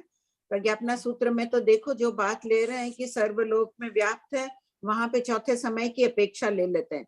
यहाँ ले रहे हैं कि वो जो समझ फैल रहे हैं पूरे लोक में फैल गए हैं वो पुद्गल। मतलब ये अपेक्षा से समझना है अपने को, कभी फैल सकते हैं कभी नहीं फैल सकते हैं। वैसे अब नहीं फैलते हैं वो अपन कैसे बोले? यहाँ तो कह रहे हैं कि फैल रहे हैं, बस फैलने वाले की बात पूछ रहे हैं, नहीं फैलने वाला अपन कह नहीं सकते हैं। इसीलिए पॉइंट लिखा नहीं, अभी पढ़ते पढ़ते मुझे ध्यान नहीं कि क्यों नहीं लिखा गया।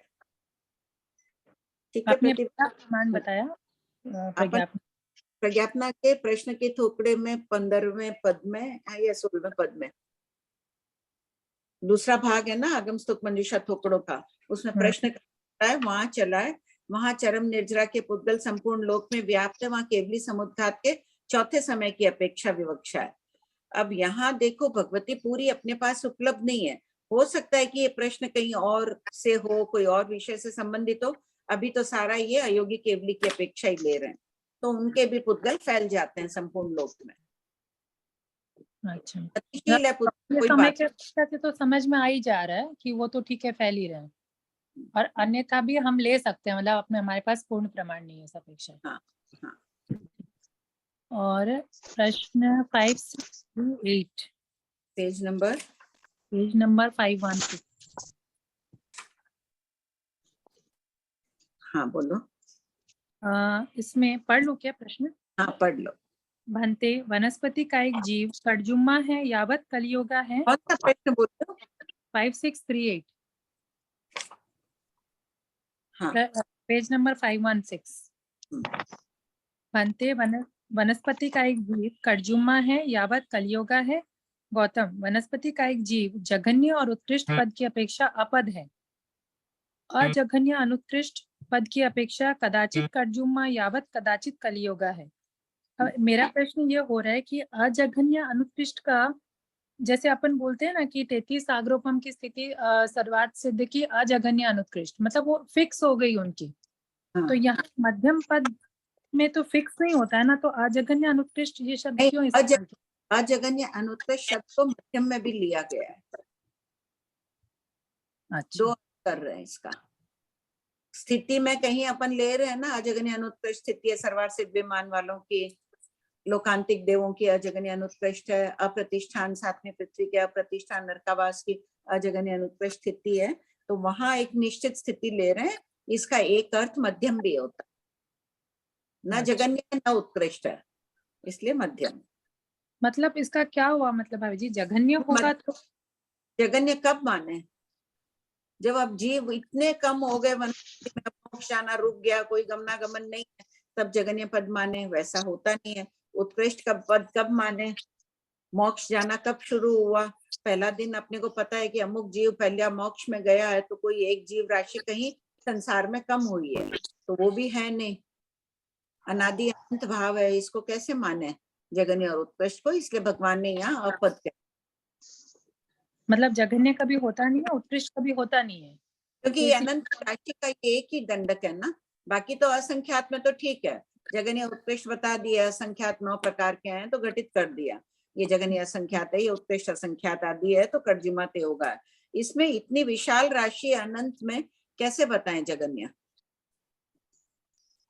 आप अभी क्या एक्सप्लेनेशन दिया वापस बताइए ना भाभी जी, क्यों नहीं कर सकते हैं कि अनंत की राशि अनंत है। उसमें अब प्रश्न उठेगा डाला पाला से ले लो, जघन्य अनंत बता दो या मध्यम अनंत बता दो, उससे नहीं बता रहे हैं। पर यहाँ कह रहे हैं कि जघन्य कब बताएं? जब जीवों का गमनागमन आदि रुक गया, कोई मोक्ष में नहीं जाएगा, सभी गतियों में जितने जीव आदि बचे हैं उतने ही रह गए, उस दिन अपन बोलेंगे कि भाई ये जघन्य पद है, वनस्पति में अनंत जीव है, अनंत में ये जघन्य है। और उत्कृष्ट कब बताएंगे? जब मोक्ष पहली बार कोई जीव गया है, तो संसार राशि में से एक जीव मोक्ष गया, एक कम हुआ है, तो अनंत से ही घटित किया है इसको। इससे अगर अव्यवहार व्यवहार राशि सिद्ध करना चाहेंगे तो कोई आचार्य हो सकता है इससे भी करते होंगे। आप जो बोले ना हमको ठीक से समझना पड़ेगा वापस सोच के। देखो मैं वापस एक बार बोल रही हूँ, हो सकता है सबको एक बार गुरु वंदना कर लो, समझ में आ जाए, मैं भी शायद ठीक से बोल पाऊं।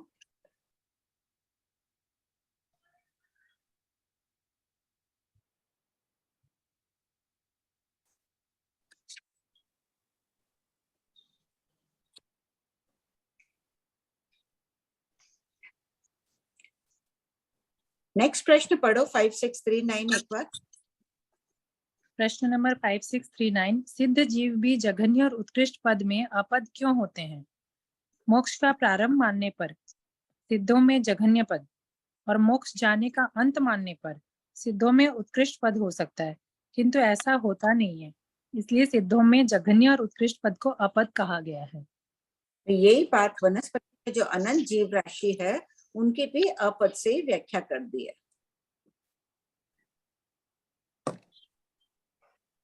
आगे पीछे कोई बोल रहे भी होंगे, अभी संपूर्ण भगवती उपलब्ध नहीं है, 10,000 उद्देशक थे, सिर्फ 1924 है, कोई बोल रहा होगा, अभी अनुपलब्ध है। अभी आप कोई एक जीव सिद्ध हुआ है तब उसका उत्कृष्ट मानेंगे, तो सिद्ध होगा तब तो उल्टा का कम हो जाएगा ना वनस्पति से। जगन्य सिद्ध कब मानेंगे? जब पहली बार कोई सिद्ध हुआ, कम से कम तो उससे हुआ है। जब आप वनस्पति का बता रहे थे ना कि उत्कृष्ट हम कब मानेंगे वनस्पति में, यदि हाँ। माने तो तब मान सकते हैं जब कोई एक जीव सिद्ध हो जाएगा, तो कोई सिद्ध हो जाने उसमें से सिद्ध तो निकल नहीं जाएगा। कोई भी सिद्ध नहीं हुआ है, एक गया है तो हम मान लें कि भाई आज वो उत्कृष्ट वनस्पति है, कि अभी एक ही निकला है। हाँ, वहां और बहुत सारे निकल गए तो मान सकते हैं कि जघन्य हो गया। जगन्य हो गया, मोक्ष का बंध मान लो, तुम बोल देंगे कि अब कोई है नहीं और जानने वाला, अब जगन्य वनस्पति हो गई। अनंत के बोलों की अपद से व्याख्या की है, बाकी सब बोल असंख्यक है, तो उनकी व्याख्या तर्जुमा आदि से कर दी है। ठीक है, मतलब अनंत को आपने जो वहां पे जो लेते हैं जघन्य मध्यम उत्कृष्ट, उससे व्याख्या नहीं करी है यहाँ पे। नहीं, उससे नहीं, डाला पाला वाले से नहीं लेना। ठीक है मैम जी, हो गया, कृतज्ञ। विमला जी, मेरा पहली बुक से है, बोलो। हाँ बोलिए।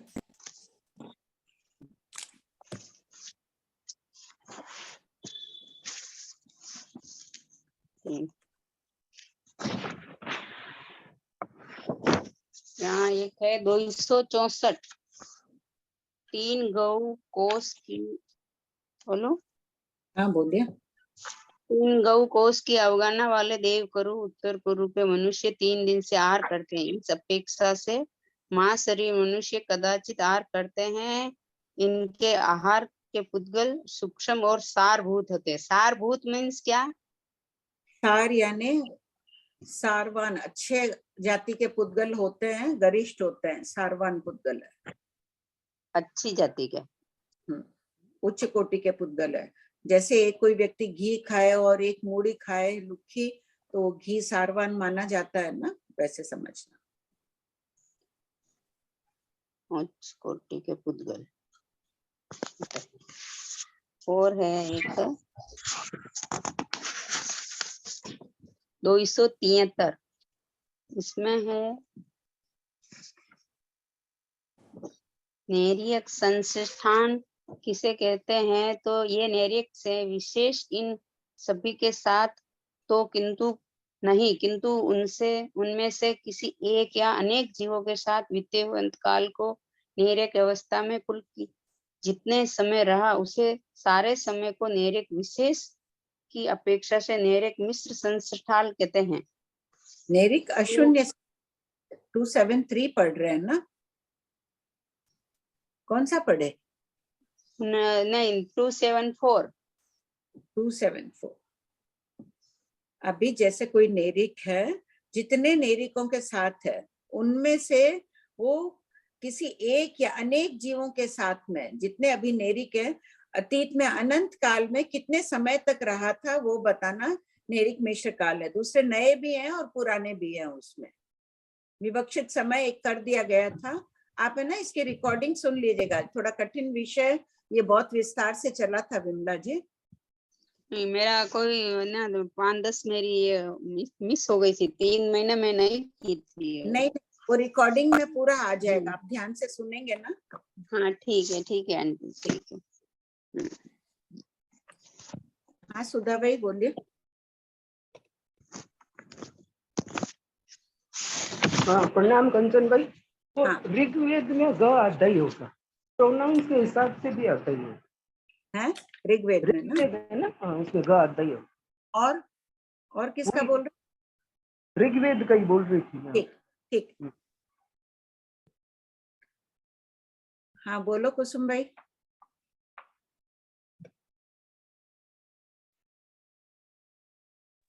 आंटी प्रतिभा जी ने जो पूछा था ना प्रश्न, तो उसमें था कि पूरे लोक में फैल जाते हैं, तो पूरे लोक में फैल जाते हैं। पर जो चौथे समय में जो विचित्र बात हो रही वैसा नहीं होगा ना, ये आकाश प्रदेश पे एक एक, फिर तो यही बात हो गई पूरे लोक में फैला। प्रदेश पर एक एक की नहीं है, पूरे फैल रहे हैं। भाषा वर्गना के पुद्गल पूरे संपूर्ण लोक में व्याप्त हो जाते हैं।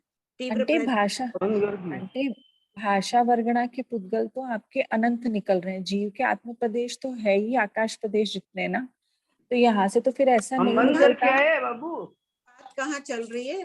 प्रदेशों के पुद्गलों की बात चल रही है ना। अंतिम समय की निर्जरा पुद्गल चक्कू से काटा है वहां से, तो चक्कू से काटा है, चक्कू से कटता नहीं है, जाली वाला पाइप है। आंटी सुधा आंटी आंटी आपका डिस्टरबेंस आ रहा है, आप थोड़ा सा प्लीज म्यूट कर दीजिए, सॉरी। उसमें जो बोल निर्जरा के पुद्गल कर्म पुद्गलों की बात हो रही है ना, तो वो तो अनंत वहां पर भी तो अपन ने चरम निर्जरा के पुद्गल ही बोले। कहाँ पर?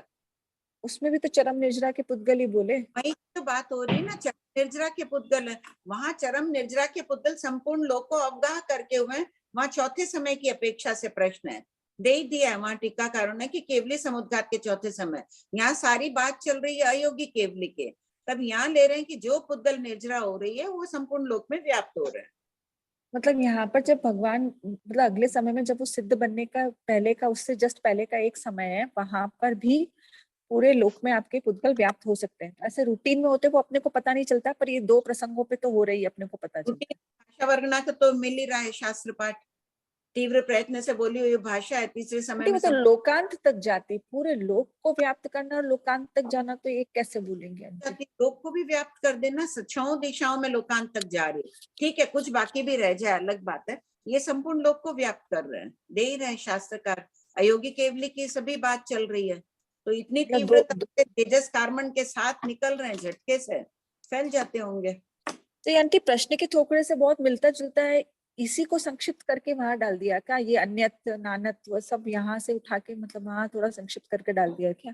नहीं बोल सकते हैं अन्यत्र, अलग अलग विषय है वहाँ, केवली समुद्घात से किया। बात सबको ही देखो, सब आगम नहीं पढ़ते हैं, बहुत विषय भगवती के पनवना में। जब स्थान स्थान पर पनवना की बोलावन दे दी है, नंदी की बोलावन दे दी, विच्छिन्न भी होगा तो कोई एक शास्त्र में कोई कुछ पढ़ेगा। बार बार प्रश्न भी पूछे जाते हैं। आचार्य श्री प्रसन्नचंद राज ऋषि का आख्यान कितनी जगह दे चुके हैं, भिन्न भिन्न लोग सुनते हैं, उनका संकलन कर दिया गया है। अब संकलन में देखो 500 मुनि थे वहां, उनकी नेश्राय में काम हो रहा था, तो कोई वर्ड टू वर्ड तो एक एक मुनि बैठकर चेक नहीं किया कि क्या लिखा। लिखते वक्त देख रही हूँ, मैं भी कई प्रश्नों को रिपीट कर देती हूँ, फिर बैठ के उनको काटो, ध्यान जाता है। तो ठीक है। हाँ, प्रणाम भाभी जी।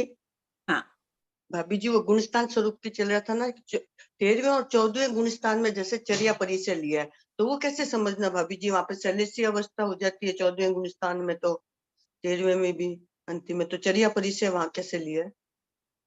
वो घंटा लाला न्याय की अपेक्षा से। अच्छा, घंटा लाला न्याय कैसे समझना क्या? और क्या है ना, वैसे तो कैसे समझेंगे चर्या परिचय? कर्म और पुद्गल इसमें लिखा है क्या कुछ है इस टुकड़े की किताब में? पेज क्या क्वेश्चन नंबर है कर्म और परिश्रय का? इसका तो मेरे को मालूम नहीं है, पर वो चर्या परिचय। हाँ, चर्या जो ले रहे हैं, घंटा लाला न्याय समझना। एक बार खोलो कौन सा है बाबू? सुनीता भी कर्म और परिश्रय का थोड़ा है ना, इसमें दिया नहीं है क्या? 14वें का बताया क्या? वेदनी कर्म का उदय तो बताया ही है, कर्म के उदय से।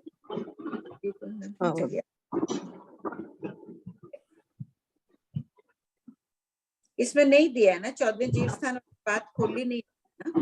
गुणस्थान स्वरूप के थोकड़े में दिया है भाभी जी। हाँ नहीं, अच्छा इधर दिया है ना, 2769 खोलिए। खोलती हूँ।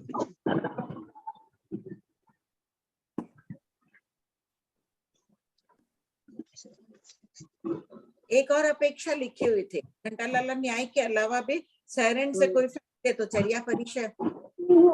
अच्छा, शरण की अपेक्षा लुढ़कते हुए जा रहे हैं, चलते ऐसे जा रहे हैं। आंटी जी जय गुणेंद्र। भाभी जी, एक वो था कि आपने कहा था ना अभी के वो 12 प्रकार के तप में से कोई भी तप अगर नहीं करे तो पतन निश्चित है, तो फिर समभाव की अगर आराधना करें तो पतन आ गया ना संभाव, सभी इसमें अंतर्भावित भाव तप में आ गए। तो वो बड़ा कोई ना कोई कुछ ना स्वाध्याय तो कर ही रहे हैं अपन, तो इसलिए पश्चाताप करना ही नहीं है। स्वाध्याय भी तो तप है। स्वाध्याय तप ही है। भाभी जी ये जो सोमिल ब्राह्मण का, हाँ तो कुसुम भाई, स्वाध्याय हाँ, की मात्रा अपने को बढ़ा देनी चाहिए। जिनसे बाह्य तप नहीं होता है, कम से कम हाँ। आध्यात्मिक तप तो बढ़ाओ। हाँ ये बात सही है भाभी जी, बाह्य तप नहीं हो रहा। भाभी जी वो सोमिल ब्राह्मण का जो वर्णन आ रहा है ना अभी, तो वो कौन से सोमिल ब्राह्मण का, वो गसुकुमाल वाले सोमिल ब्राह्मण है क्या वो? नहीं, ये उन सोमिल ब्राह्मण का नहीं है, दूसरे सोमिल ब्राह्मण वाले हुए थे, अरिष्णेमी भगवान के शासन में हुए थे। यहाँ देखो लास्ट में प्रश्न यही है 5869, ये सेम प्रश्न पढ़ लीजिएगा आप, लास्ट वाला प्रश्न भी। ठीक, वो तो अरिष्णेमी भगवान के शासन के थे। ठीक है भाभी जी, कर लो। हाँ, और दो प्रश्न इसमें आप इसमें क्या कह रहे थे भाभी जी 2769 क्वेश्चन में नंबर में?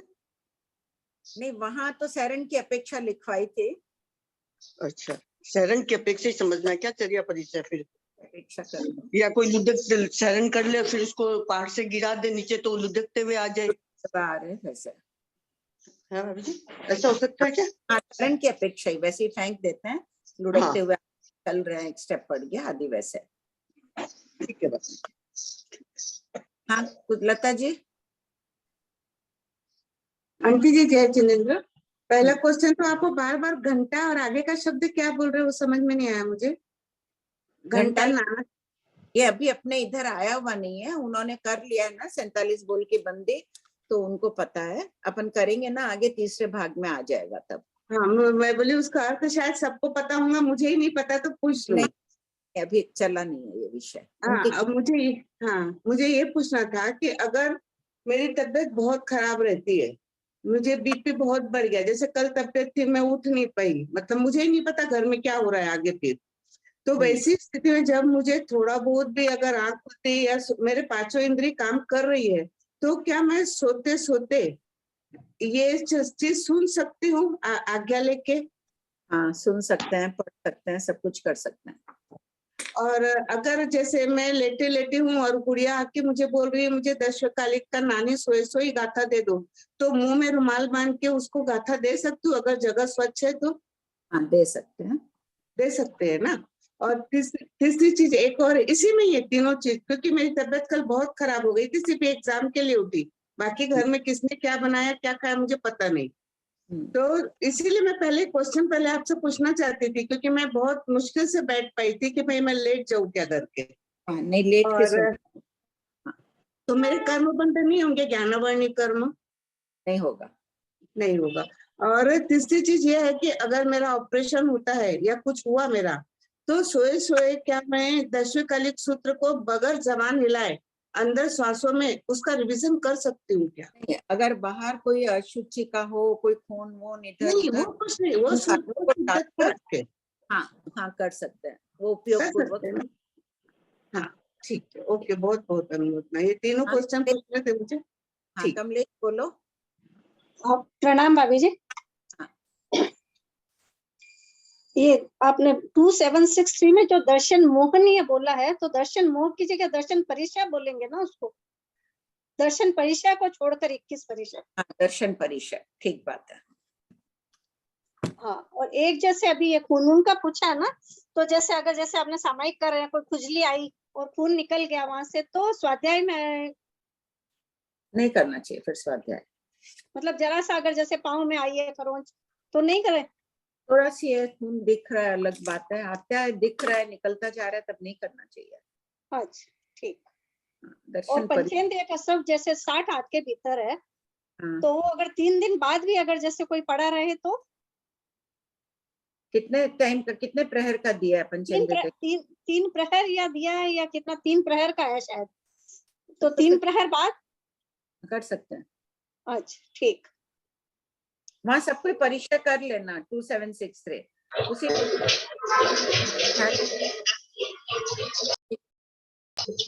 टाइम हो गया मासी। जय जिनेन्द्र।